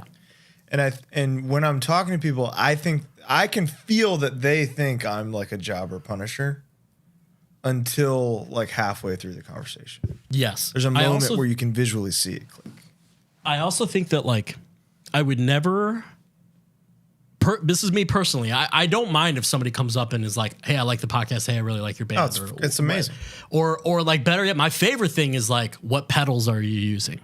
I could talk gear all day. That's one thing. I could talk it no day. Yeah, I mean that's one thing for anybody listening. If you want to talk about gear or amps or guitar, like I love that shit. Don't hit me up. Don't hit up Colin. Hit up Ballin. Yeah, but one thing that I would never do is like go up to a wrestler or another person and be like, "You did really good. It was a really good match." You wouldn't say great match? No, I wouldn't. I've done that. I've done that for sure. Maybe just like in a quick passing, but I would much sooner like the Lemmy and catering kind of thing. If there was like some situation, I would much rather talk about the potatoes we're about to eat. Yeah. Be like, oh man. But then there's some extent where maybe they'll think like, "Yo, were you not watching that just now?" You know? Yeah, but if that's the case, then fuck them. I don't want them. I want them. You know what I mean? I understand that. You know? Yeah. But how many times have you had somebody tell you great set when you know it wasn't a good set? Oh, there's almost nothing more offensive in this world. So like, great set, and I'm like, "You're a fucking liar, piece of shit." Yeah. So like, I don't want to blow smoke. You know? Yeah. Kind of feel that way. There's been times where I've like gone around bringing up the set when I watch somebody who had maybe not a great set and they know it, and I'm talking to them about something else. I won't even bring it up. Just go around it. They don't need to hear about it. Talk to the Cannibal Corpse guys about Ace Ventura. It's probably the most punishing thing I've done on the last day of the tour. But it's like, who doesn't want to know that? Yeah, I mean, come on. And we were talking to Alex, and he was like, cool as fuck. And he was just like, "Yeah, it was awesome." Like that was it. It was like, very short. Kind of talking. Like I'm a Dying Fetus like super fan. Like I genuinely believe they're one of the best bands to ever play music. So touring with them and just be like having normal conversations with them it's very hard not to punish them. Just at like talking to somebody who I genuinely think is like a group of geniuses. Yeah, I can see that. It's kind of tough to do, to just kind of, and then there's some lore there that I don't want to put him on the spot. Yeah, I understand. What if you don't say who? It's hard not to know at this point. Yeah, fair enough. That essentially a band. When I heard them, it was like, this sounds like a Twitching Tongues part, and I was honored. And they borderline confirmed it to me. In a way that was like only complimentary. Excellent. You know? Yeah. Very good. That was nice. What are some cool places you've gotten in for free by saying you're a band on tour? Back in 2006, we got to go to the Rock and Roll Hall of Fame with only a routing on someone's sidekick. Same. Yeah. Free or discounted Cracker Barrel used to be a thing too. Definitely remember that. Honestly, a second time bringing him up, but Chris Santos was lucky or kind enough. I should say we were lucky enough to invite us to his Chris restaurant. Santos was lucky enough to have arms to invite us to his restaurant in Beauty and Essex in Las Vegas, and I've never had a better meal. It was fucking amazing. Very nice. That was really, really cool. Colin, Yeah. is your dream venue an outdoor show in the Century City Mall Commons area? I love the Century City Mall. Oh my God, probably. And if so, what's the lineup? What's the lineup? At the Century City Mall, here's the thing. I'm not moshing at the Century City Mall, so I want to see like ABBA headlines, Toto direct, Paula Abdul 204, and Paul Abdul, dude. and the Jabberwockies open. Dude, straight up now, tell me, every line that she finishes, it goes, she just like, or you just wasting time. Yeah. Every line does that. Are you dissing Paula Abdul? That song is really bad. That song She, is incredible. She like raps. You realize she's a Van Nuys OG, right? There's just too many at this point. Straight up now, tell me, do you really want to love me forever? Meow, meow, meow. Who would your dream Masterpiece. interviews be? Honestly, Bourdain Yeah. would be great. We have some Bourdain, that I don't want to Danzig. spoil that are still on the horizon that I'm really excited for. Danzig for me. Hetfield, Hetfield and Danzig. Those are the big two. big two. Was there ever a time you guys thought about giving up on a career in music? What Yes. happened? How did you decide to keep going? Dude, yes. I've This is done Chris it. I've Fitz. given up many times. Yeah, totally. I mean, there was a point in time over COVID where I had my first IT job that was fucking miserable, and my band wasn't doing anything, personal life was falling apart, and I was living like the most paycheck to paycheck I've ever lived, like getting by with dollars in the account every week. And that was like, oh, I guess like this is life now, and this is what happens when you don't go to college. But you know, like I thought it was done. Thank Christ, that's not the. When Disharmony came out, it was definitely like we did that one tour with you guys, and then went to Europe, and then I got like an engineer job and did it for like a year. It was like, yeah, I'm done. I'm not playing music. I'll like, and it honestly really helped me stop like not looking at music as a career for 1 or 2 years. Yeah. Brought the creative joy back that went into something like the God's Hate record, you know? I love that. Where it's like, I'm not writing this for any other goal other than to make something that I want to hear. Thank you, Chris. Rank soda formats: can, bottle, fountain, glass bottle. Let's say Glass bottle, number one. I think that's a gimmick. I don't buy into that. You're not beating a can. Here's what I'll say. Did you hear that? What the fuck was that? Someone I think just followed me on Twitch and it played, but I don't know why. You're scum. Holy Close your fucking browser. You fuck, scum, that okay? scared me. I don't have anything That open. was That's what- insane. that was insane. Glass bottle Coke specifically is like the most concentrated, purest form of soda known to man. But still, I'll probably go can. I'm can over everything. Over everything. Yeah, I genuinely think there's something about the aluminum or tin or whatever's in it that keeps it colder, keeps it more carbonated. It's the perfect amount to finish with a meal. Like, it's perfect. I love an ice cold Diet Coke. Diet Coke or Coke Zero in a can is truly, there's nothing better. The only thing better is when it's got the polar bear on it because it's Christmas time. Oh my dude, when them polar bears come out, they're coming any day now. Yeah, any day. This now. next episode, we're gonna have polar bears on it. One of the best things was, for those of you who don't know, is oftentimes when you fly to Europe, you have European Coke, which isn't the same as ours. Right. For better or for worse, it tastes different. I guarantee you I could pick it in a lineup because it's high fructose corn syrup versus not. Right. Gimme the HF syrup. When you're coming back, you oftentimes get the American shit. One time coming back from a European tour, we had polar bears on the fucking American Coke cans. How good And did that feel? Oh my. outstanding. Oh God, I cannot wait to sip on them polar bears, man. Yeah. Next question.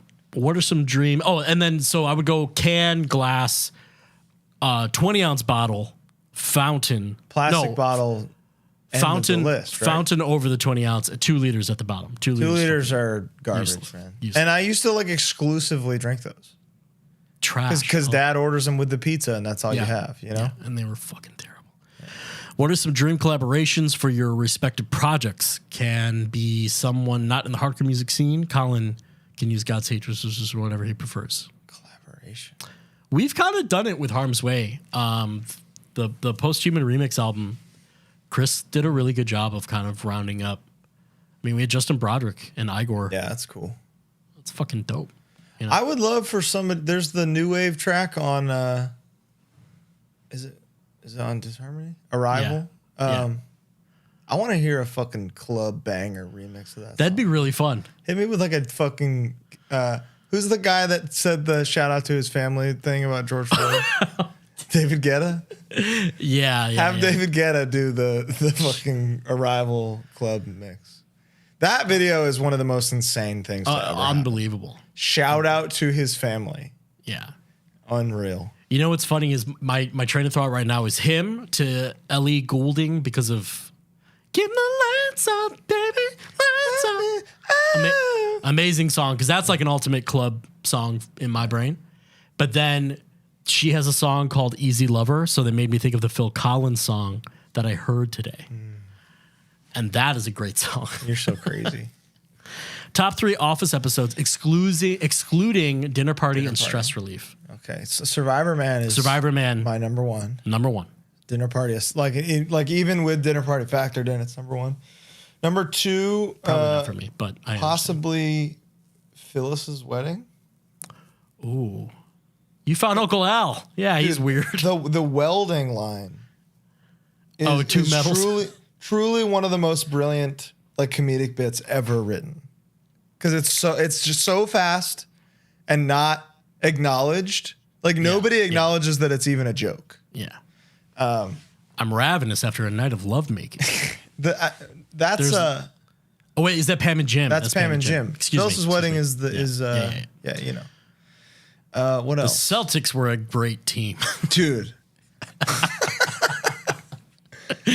I really like. I love the Tallahassee arc.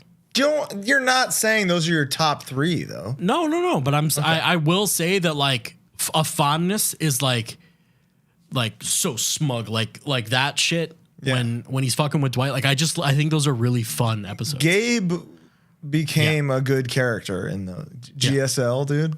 Gabriel Susan Lewis. What's in it for GSL? That's hilarious. Yeah. Number 3. What's my 3rd favorite episode? Season 4 for sure. Yeah. Well, that's the strongest. Oh, the deposition. Oh my God. Come on. I really have to go to the bathroom. Yeah. Oh, diary. Yeah, that was stalling. What is it? Oh yeah, that's good. Yeah.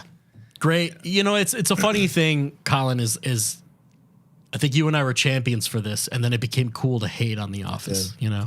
And that's fucking bullshit. That is bullshit. It's like I don't think it's the whole like liking The Office is not a personality trait. Yeah, I know. Yeah, no shit. It's a great show. It's just a really good show. Yeah. And it is the most streamed thing like ever. Really? So I'm sure, it's just Just a natural ratio. It's just everywhere. And that's of course you're going to be there's going to be some aversion to that, you know. Dream show lineup, opening band, middle band, and headliner. That I could attend, and honestly, it was certainly within the realm of possibilities, was like Metallica, Danzig, Faith No More. Like those tours basically happened. Show. Yeah. And it like, you know, one of the coolest things ever, like an actual super group minus Lars playing drums, is Metallica playing London Dungeon with Glenn singing. That's in Chicago. The only video you can find of it's at the Rosemont Horizon. And you have Hetfield doing the wow like in the background during like London Dungeon. Like, come the fuck on. That's hard to beat those 3 as a and like that's a tour that could have definitely happened. Yeah. But then you'll see those shows that it's like Typo, Godflesh Danzig, and like Celtic Frost, or like, something. Yeah, like the Monotheist tour was with Typo. Like what the fuck? Insane. And I just missed that. You know? Yeah. I regrettably got into Typo and honestly even Pantera. I thought Pantera was like stoner shit, so I wasn't into it. Yeah, I mean that's pretty common though. I mean, like there was a certain period where only pieces of shit listened to Pantera. You know, right? So you meet a guy and you're like, this guy's a piece of shit. And he's wearing a Pantera shirt. So yeah, there were other bands too, like Iced Earth, where it's just like never heard an Iced Earth song never ever, will. But I saw the people wearing those shirts, and that was good. The fake Heshers at my school loved Iced Earth. Yeah. So to this day, I'm fuck 'em. See, we're caught up. Are we caught up? Yeah, we're just sweating the time. Now we can do Instagram. All right, we're going to Instagram now. Yeah, but hold on. I was like, oh. Let's do this. Oh, Big Bo's back. All right, I'm just going to be reading these. I'm going to go from the these are top comments. So this is not in chronological order. This is just what I'm getting. I purposefully did not read like anything because I wanted to be surprised. The only thing I read was the Food Network Mount Rushmore thing. Zach Wolf asks, what podcasts do y'all listen to? Do you have time to listen to podcasts anymore? No. I fall asleep to Hardcore History like every night, but that's just because he has a very monotonous voice and he's talking about Caesar, and I can just... I really only go out of my way to listen to the Kevin Nash podcast now. Dude, click this. Yeah. But even that, I'm watching clips on YouTube. I don't even listen to the whole thing. So what'll happen with me is I'll be watching a Watch Mojo or something. Yes. And it'll autoplay because it knows I listen to them, and I'll be like, I might as well leave it on. Yeah. And then 3 hours go by. I used to, I mean, full disclosure, and I don't really give a shit. I used to listen to Joe Rogan. I used to listen to like other podcasts within that world, and then like obviously as he got a little more out of touch with reality and like how I feel about things, like I don't listen to any of that anymore. And we're talking. COVID in general just wrecked humanity. Yeah. Overall, and it's I just don't have time. I wish I don't have time. There's a podcast of some friends of mine, friends of the show, called Quite Unusual, and they do really good like in-depth researched like hauntings, UFO shit, cryptid shit. And you listen to that? It's very well done. They have a very good dynamic. It's two gals. Believe them? No, of course not. But they do cool stuff about shit. I love like ancient aliens kind of stuff. Like, they've offered to take us ghost hunting. Yes. Should we take them up on that? Well, I would love to. They're located here. Also, there's some road warriors, They're very, very cool. So that I do listen to their episodes as they come out. It's probably the only one. There you go. Yeah. Oh, somebody says I'd like to hear you guys ask guests what they're currently listening to. Make it a recurring question. That's a good idea. What are you currently listening to? Me? Choir Boy. No, dude, I don't. I'm very bad at listening to stuff. Yeah, but what are you listening to? Like today, I listened to Phil Collins all day because of I heard the one song, Getting Coffee. And I was like, oh, you know what? Phil's got some fucking hits, and he really does. Mm-hmm. I'm a big time Phil Collins Genesis mark. Yeah. Big.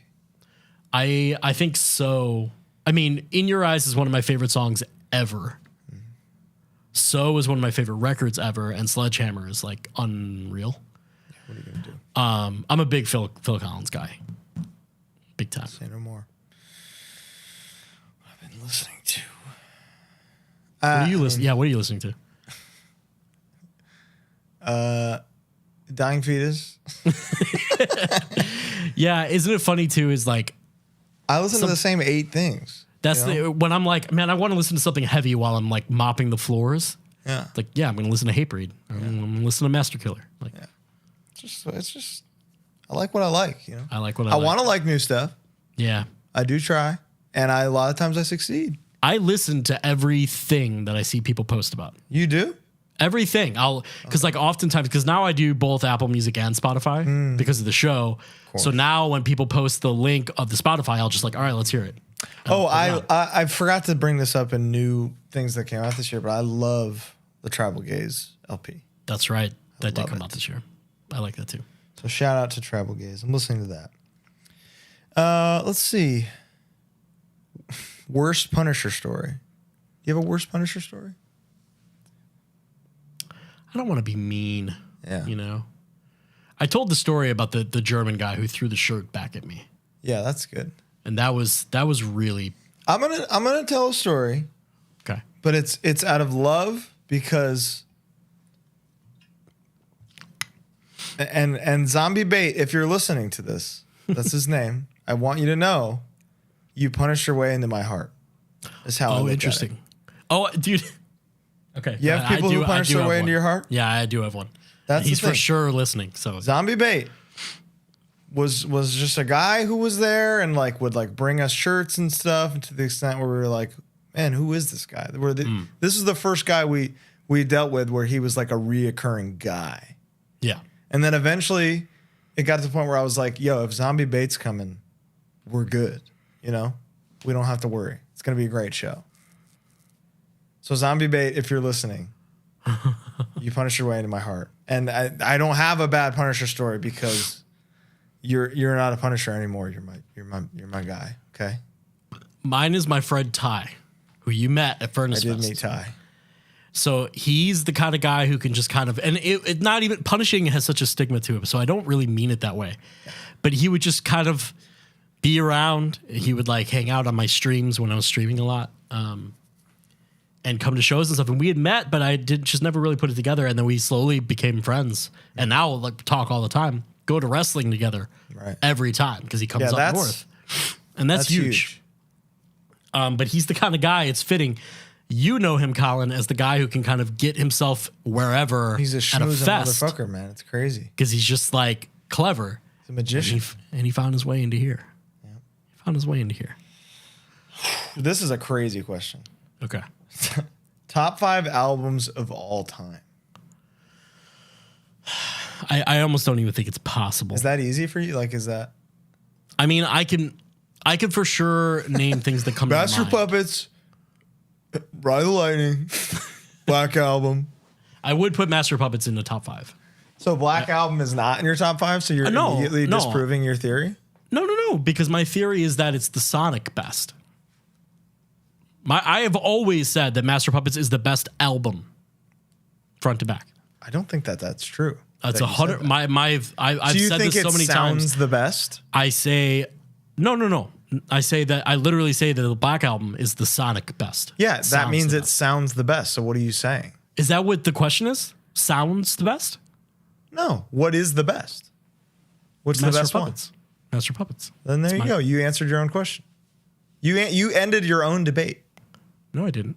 What do you mean? Dude, I have literally always said that Ride the Lightning has the best vibe, Master Puppets is the best album, and Justice has the best singles, and the Black Album is the best Sonic experience. Yeah, but what does that mean? Other than it sounds the best. It sounds the best, but it doesn't have the best songs. It's too long. It doesn't have the compared to best Master. production either. You think it has the best production?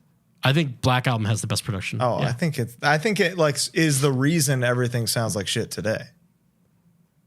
Does that make sense? No. Modern metal sounds like shit. Everything's fake. And I think it all goes back to the Black Album. But nothing's fake on the Black I know, but everybody's tried to replicate that with samples and stuff. You could say that, but like Pantera sounds like shit.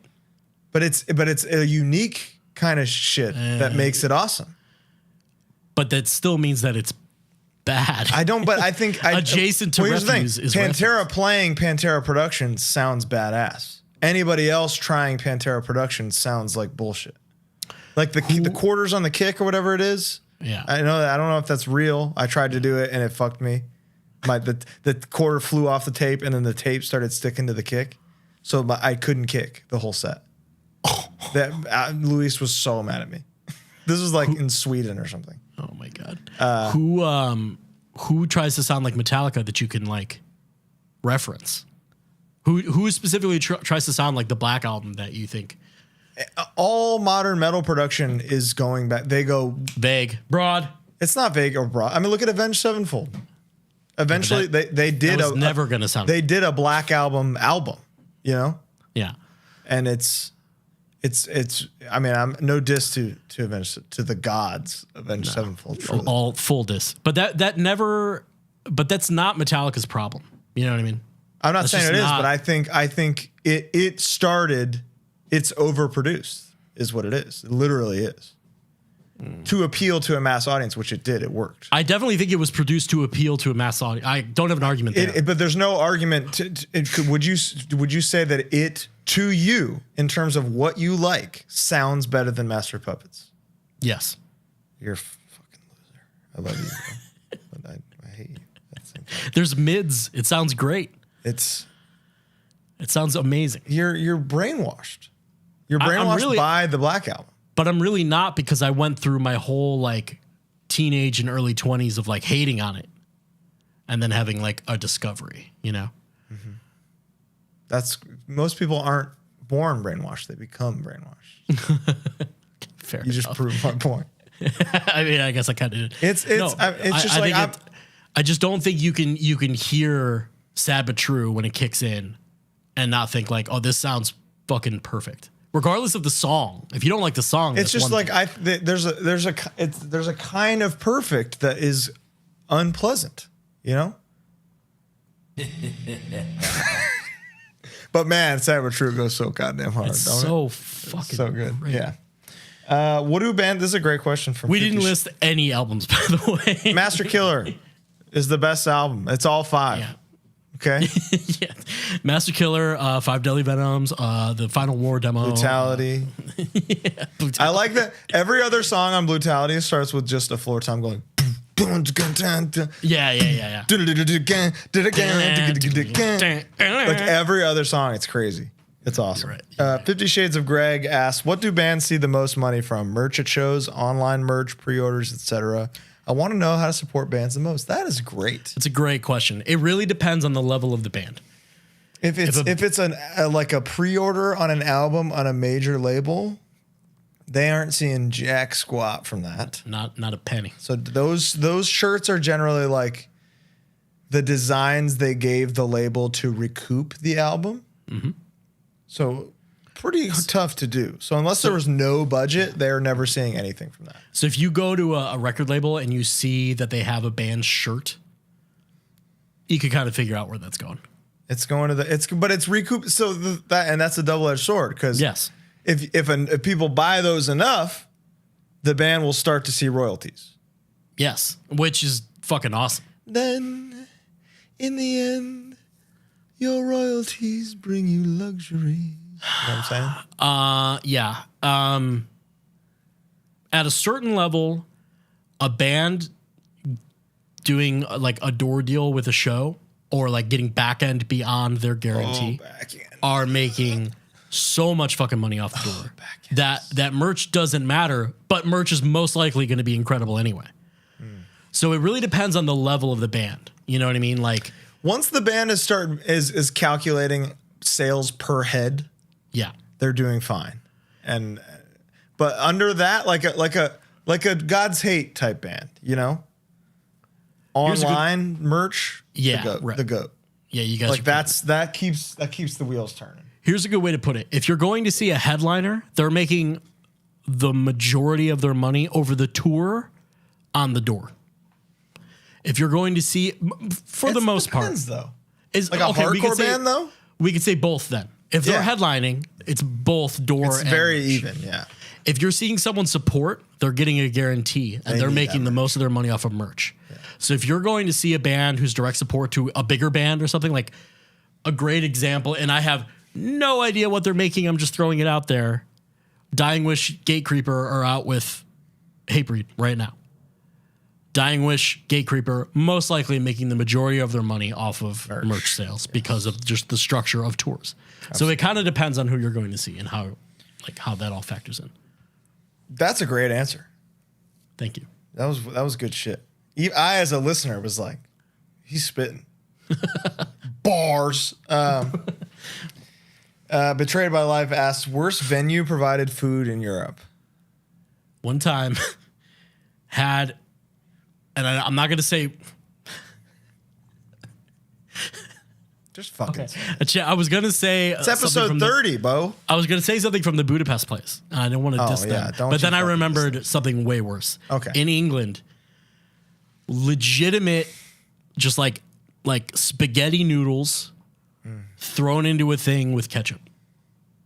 Whoa. For a fest for everyone. Right. And I think it was Birmingham. Not when we played there together. A different time. I'm going to ask you this, Bo. Yes, sir. Can you think of a more carnivorous group of people than Twitching Tongues Gods Hate? No. No, not in this world, right? Are there any vegetarians in either band? Mike was Right. vegetarian when he was in Twitching Tongues. Right. Other than that, we are full. Other than that, God's Hate will put an animal Yes. down. 100%. Yeah. I'll fucking skin it myself, you know? Yeah. I won't do that. It's disgusting. I do love animals. I would much rather hunt and kill and clean something myself than buy it from the store. I think hunting is like kind of ugly, you know? No. I don't think you can't use hunting to feed the whole country. No. But I think the more people who hunt and kill and gather their own food, like that's very For good. things that are overpopulated, sure. Sure. But like a bear? Leave a bear alone. You will not see me within a fucking 100 square miles with a bear. Yeah, but do you ever see a pic of a bear and go, this is awesome? Yeah, they're 'Cause I amazing, do. but they're Yeah. just so scary. They're so They are fucking scary. scary. They're scary. But like hunting deer or like wild pig or Fuck whatever deer. can be eaten. Like Did you say pig? See, pig. I want to give up pig, honestly. really? Because Look it up. you hear that they're like human like or whatever. Yeah, they're like dogs. They're like smart. Yeah.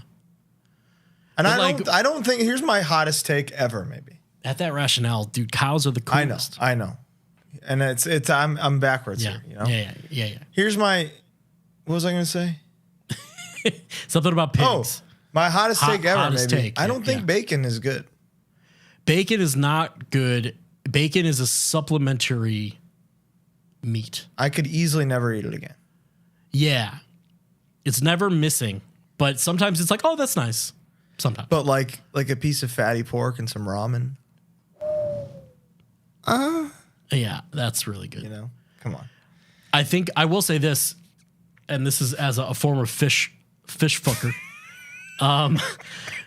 The whole fucking planet could be eating farm raised salmon and farm raised tilapia, and Forever. We would do great. It'd be fine. Yeah. We'd do great. I would love to eat just sushi grade salmon every day, 5 meals a day. Yep. Mike Q sucks. Two parter pizza oriented questions. What are your top 3 local spots?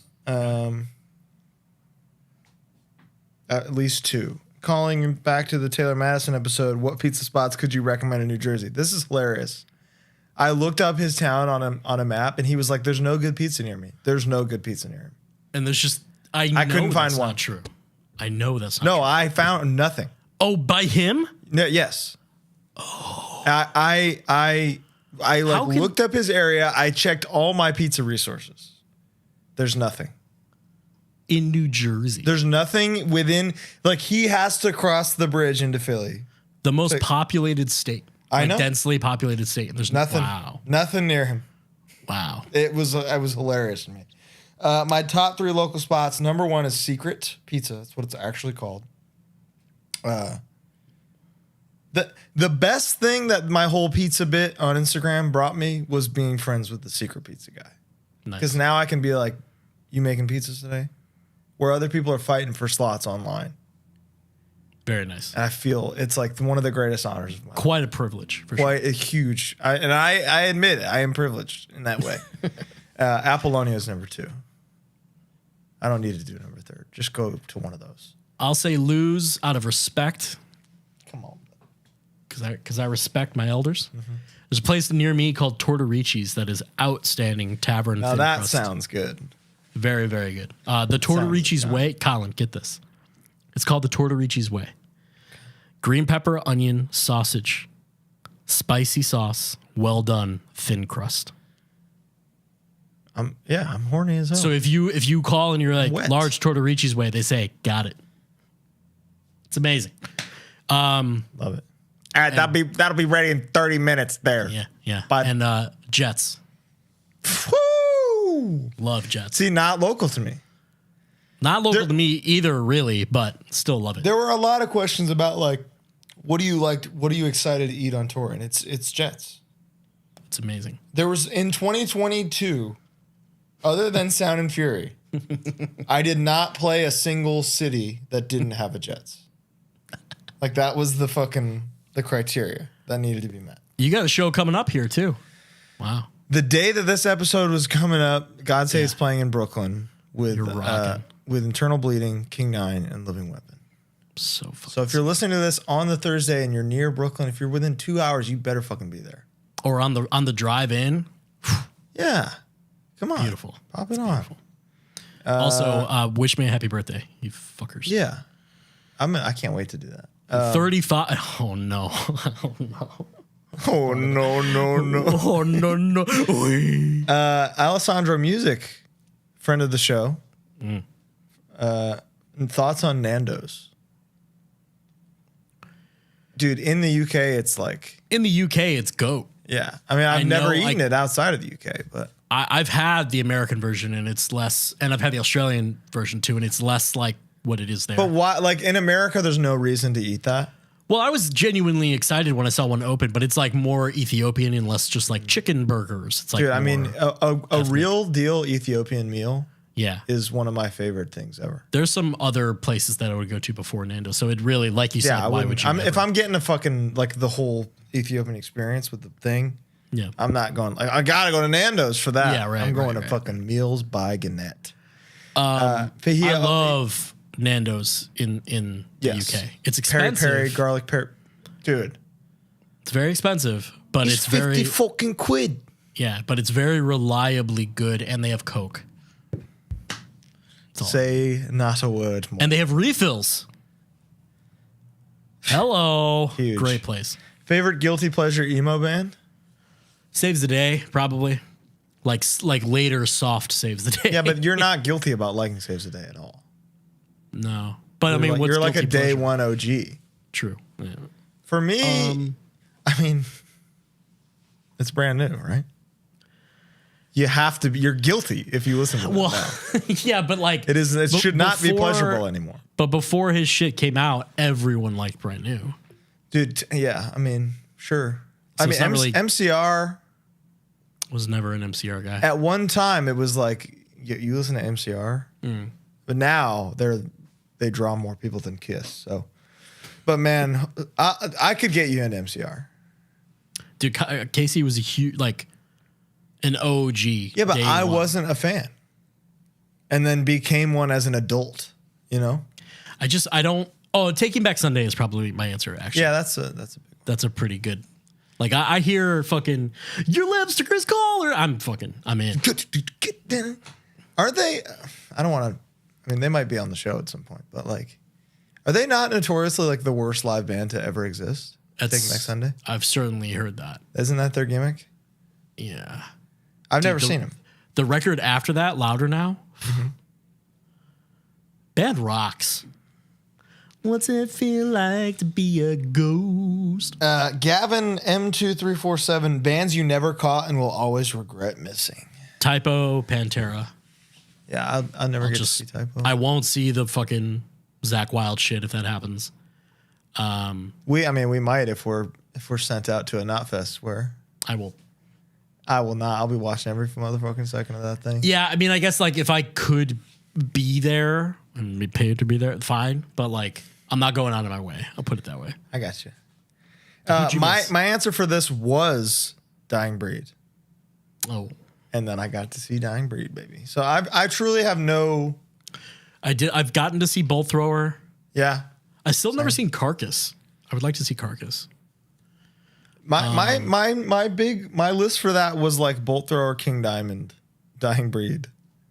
And I got to see all three in a few years span, and they were like the three best sets I've ever seen. We played with Godflesh. That was a big badass. One. That was fucking sick. So yeah, I'm pretty. Oh, dude, like Sepultura with the Cavalieras with Andreas, if possible. Oh my god, that would be really great. I'll pay whatever it costs. Yeah, that would be really great. I'd pay $1,000 because they're just like they're. Yeah, that's that band. It's the blueprint. Yeah, it is. The progression of that band is. Yeah, it's the best of all time. Favorite album you bought purely based on album art aesthetic? Ooh, dude, Chaos AD. That's a really good one, actually. Try to think.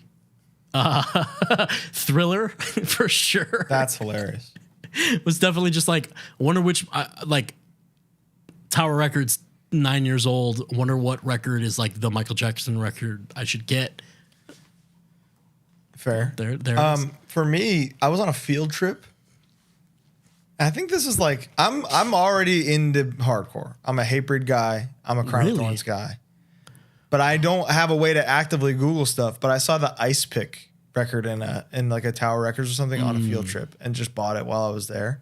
And then heard that it was like every guy I like was playing in this band. So that was nice just to discover a new band purely by coincidence on this low res JPG that they used for the album art. Youth of Today, Can't Close My Eyes, like the OG one where he's X'd up. Very For much sure. so. And I'll say, I just had it and I lost it. Son of a biscuit. Not sure, but that's a good question. I like that question. Tenchi Muyo asked, does Bo have riffs? No. You got any in the tank right now? You know what? I find myself when I try to write a heavy riff, it always comes out as very monochromatic, very predictable. So I tend to not even bother. Are you saying live on the stand that you have no riffs? Yeah, we've established this. But you gave me a slogan. It was playful hazing, and it came from a place of like, no, but it's a joke because he actually does. But you're saying you don't. My brain isn't in that mode. You're not a writer. a writer. I did spend like 4 hours before the set with like fucking around with like a soft riff that I'm enjoying. Soft riff. That I have a melody to. You have a riff. I did Wolf Note, and like that was you. that was certainly collaborative, but like most of the songs started with ideas and stuff that I had. But yeah, I just don't have I don't know how you fucking do 3 goddamn things. Like, I don't know what you're. You gotta like alternate, basically. Don't do them at the same time. Yeah. That's the answer. When you finish one, give that part of your brain a rest. Do the other one. Sometimes people go and they have droughts, and I'm just on like a 35-year drought, and it's just just how it is. I went 27 years without having sex, and then again for 7 years. All comes back to Michael Scott. X Brains X, who has the hardest merch game in heavy music? And then somebody said the only answer to this is Cold as Life, and Cold as Life is a great answer to this. I would say hardcore wise, Cold as Life. Typo merch. Dude, some of the the offense mechanisms, like some of those, like just actually like brilliant things. On these you have a rather impressive and extensive Marauder shirt collection. And some of you're not going to beat the Marauder, the face shirt. Yeah. The demo cover. Yeah, the demo cover shirt. You're not going to beat that. And you're not going to beat the fucking Brooklyn, Life is Pain shirt. Yeah, the Life is Pain design is like the best hardcore shirt ever. Yeah, it's probably and the best wishes Down But Not Out tour shirt. Down But Not Out. Yeah, that's a good one. Let's see the video of Colin kicking the guy in Austin. For bathroom tier list, Starbucks S. Everything else. COVID ruined so much of everything, dude. What are you saying? So much. When I was out of town recently, there were, I would say 50-50 Starbucks bathrooms under maintenance. What? It's not reliable. I'm shitting on the door if that happens. It's not a reliable source anymore. That can't be. Where were you? Northeast. Undisclosed Location. But also like when we were at Furnace Fest, when I was in LA, I would like the Starbucks and Panda Express that I went to, the combo, Bathrooms, sorry, out of order. I can't. COVID. I mean, yeah. I mean, it literally was like, okay, we don't have to do this anymore because of COVID. Why, like, let's just not do it Let's anymore. just not do it. You know? We'll shit in the back. I was so afraid of free refills disappearing. Oh, yeah, forever. Genuinely terrified. Alex Prince Bach, Red Bull flavor tier list. You like the other flavors? I can only drink the zero sugar ones. I'm a sugar-free man. You know, so like I'm not drinking heavy, so I'm not drinking having the flavor. watermelon. I'm not doing the spring, the summer, none of that. There was a coconut berry one that was cool. What was the good one? The cranberry. That was like the original, like, oh, they're trying something new. they're trying something new. But it made my teeth feel like I had socks on them. Yeah, we're not those guys. We're sugar-free men. Sugar-free man. Bo, what is the sample at the beginning of Unreality off Posthuman? I can answer that. That was from a movie called Hell's Angels by Howard Hughes. Okay. Old enough that it was public domain. Wow, isn't that the best? Very good. And the sample is, "Are you mad? Can't you see they're just words?" And in the movie, it's in reference to being drafted into World War I. Wow. So the guy's going off to die, and he's saying, "Are you mad? Like, these are just words on a paper. You don't have to go. It's money. All they want is money." Right. And we kind of, while we were listening, and I wanted to reference this movie, we were like listening through parts through this like kind of monologue this guy has, and we noticed that part was like had a rhythm. Are you mad? Can't you see the just words? Can't you see the just words? Are you mad? And we just kind of it matched the BPM, and there you go. Wow. Brilliant. No royalties for public domain, babies. Did you know that any like piece of military art or design is public domain? No. You ever see the Twitching Tongues hoodie it's like a green hoodie and we have all those military patches on I it? have it. Those are all public domain. That's why we were able to just do whatever with them. Those are real things that we just put our name on or our logo on, basically. Wow. Yeah. I had no idea. They're all real like patches. Sorry, wow. Bruce LePage, if you're listening. Bruce LePage, just so you know. Friend of the show. Everybody, I mean, nobody gave us flack for the World War V veteran jacket thing. And we wouldn't have done it unless Bruce gave us permission. And I was like, Bruce, is this offensive?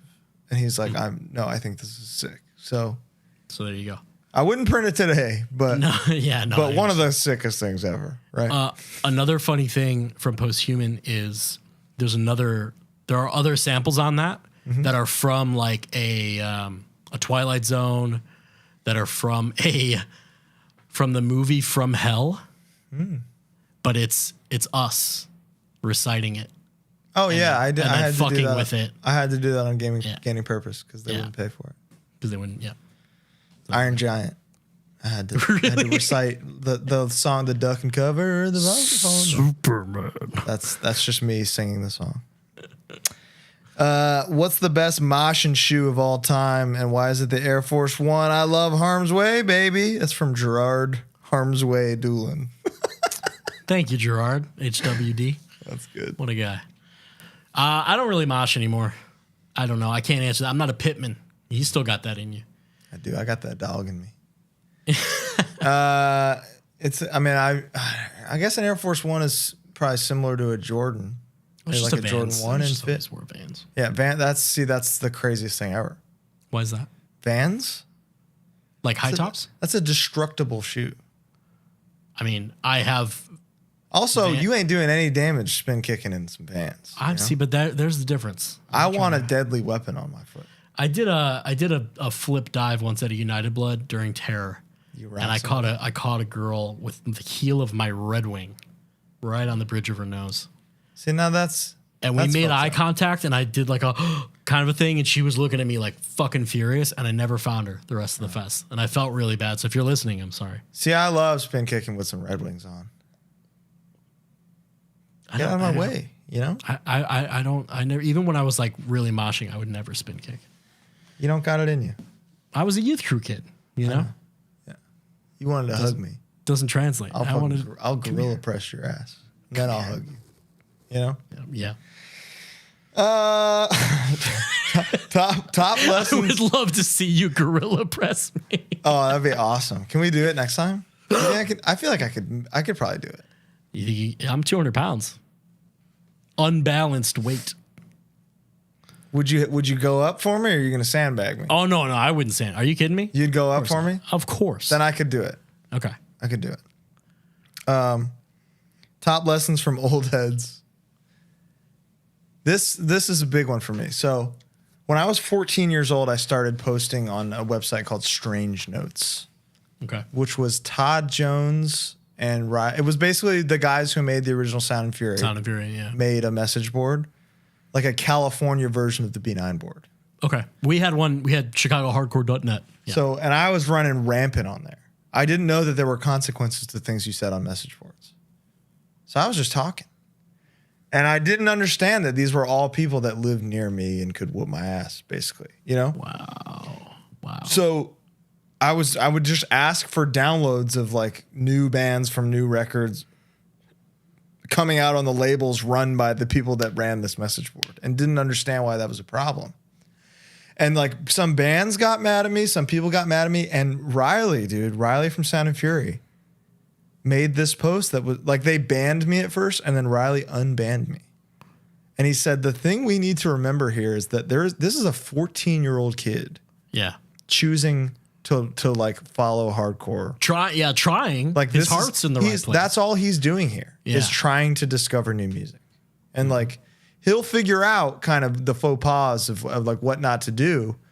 But I think it's important that we welcome him and keep him here. So Riley is like, wow, my day one OG. And like one of my biggest, straight up, one of anything I do, he's one of the biggest supporters. Gorilla Biscuits, No Reason Why. That's what that song is about. See? To beat up on opposer's skin. Amazing. I have a weird one, but it comes to mind, so whatever. The first show I ever went to was a NoFX show in Chicago. And during the show, this is a weird thing to talk about, and I'm sorry if it's going to make the episode end on a weird point, but it stuck with me. There was a couple that was following, a guy and a girl that were following me around the show and like groping me. I was 13. What? They were like grabbing my shit and grabbing my butt and following me around and then like leaving the venue out on the street, like did it again and like winked at me. I was 13. This is a couple. A couple, guy and a girl. So they really dug your vibe? But what's fucked up, saw you from across the venue. We saw you from across the play place. The we were pit, really digging your vibe. The thing that was fucked up is in my mind, I was like, oh, that's what punk shows are. Like that's just what people do at punk shows, because it was my first one. I didn't know. So the reason I'm even bringing that up is once I realized how fucking crazy that was. I never saw them again or obviously that's never happened again. Yeah. It made me vigilant for young people at shows. I love it. Whether attending or playing or whatever, it just made me realize like, oh, there's like a little kid, and granted, I was 13, I was getting there. Yeah. But like, if there's like someone who's young, like I actively try to make sure that they're in a spot where they're safe. That's wonderful. You know what I mean? So it's like a silver lining to a really weird situation. And I was fine. Nothing, but still it could very well could have. It could have been like a very aggressive older guy. Totally. Really weird. But I've never had an experience like that. It taught me a lesson. Was the reason I brought it up. Wow. Great. I mean, yeah. I feel like do we pick this up next week and maybe make it a 2-parter? Because we have truly not even scratched the surface. I would love that. It's fine with me. We don't have a guest lined up. We're at over 2 hours. Yeah, we're at where we should end for sure. Yeah, and I feel like maybe we pick up next week with Bo. Okay. Bo being touched. No, we don't need to do that. It's fine. Was there a white sauce involved in this interaction with them? You're a real Echo. What is Colin? Colin is dope as fuck. Colin is a bastard man, a real low down son of a. Wow. Son of a what? Did you say you're calling my mom a bitch? Basically. Basically, I didn't say it. Mm-hmm. Echo said it. Well, I think this is a 2-parter because there's 1 million questions left. That's amazing. I love it. This is what I want. Yeah. I know people like the guests, but It's hard to coordinate. I watched your thing with that other podcast. Please remind me of the name of the show. Scoped Exposure. Thank you. What'd you think? I thought it was good. Did I do a good job? I thought you did a very good job. I was dreading to see what you were going to say about me, but it was very pleasant. Yeah, I love you. Why'd you laugh when you said you would put me on the Big Brother show? Did I? Yeah. He said he would have the worst time. If you were on actual Big Brother? But with all these friends of mine? It just would be funny, I think. Because you're a wild and crazy guy. I just think you are so in your own head sometimes that in like a way that really only me and like 5 other people in this world can see. That I would get a personal kick out of it. That you would enjoy it. That's all it is. But one thing that you said was wrangling the guests. Just The fucking worst thing ever. And for those of you listening, that still remains the worst part about this. Old time. But that was part 1, I guess, of this episode 30 special Q&A. So 31 will be the continuation. So listen to it so that the numbers are good. This show has seen unbelievable growth in these 30 episodes. And we will for sure continue to have guests. I'm not saying that we're it's nice to have a breather. These will still be rare, but I want them to, when they happen, I want people to be like, yes. Yeah, right. It's just Colin the and Bo love episode. between the two hosts. Exactly. And there's plenty of love. You fucking cocksucker. You're a real bastard, man. All right. You know that? We'll see you all next week, and enjoy the show tonight in Brooklyn if you're coming. If you are not coming, bye. Thank you all so much for the birthday wishes. Thank you so much. Happy birthday, Bob. Bye. Bye.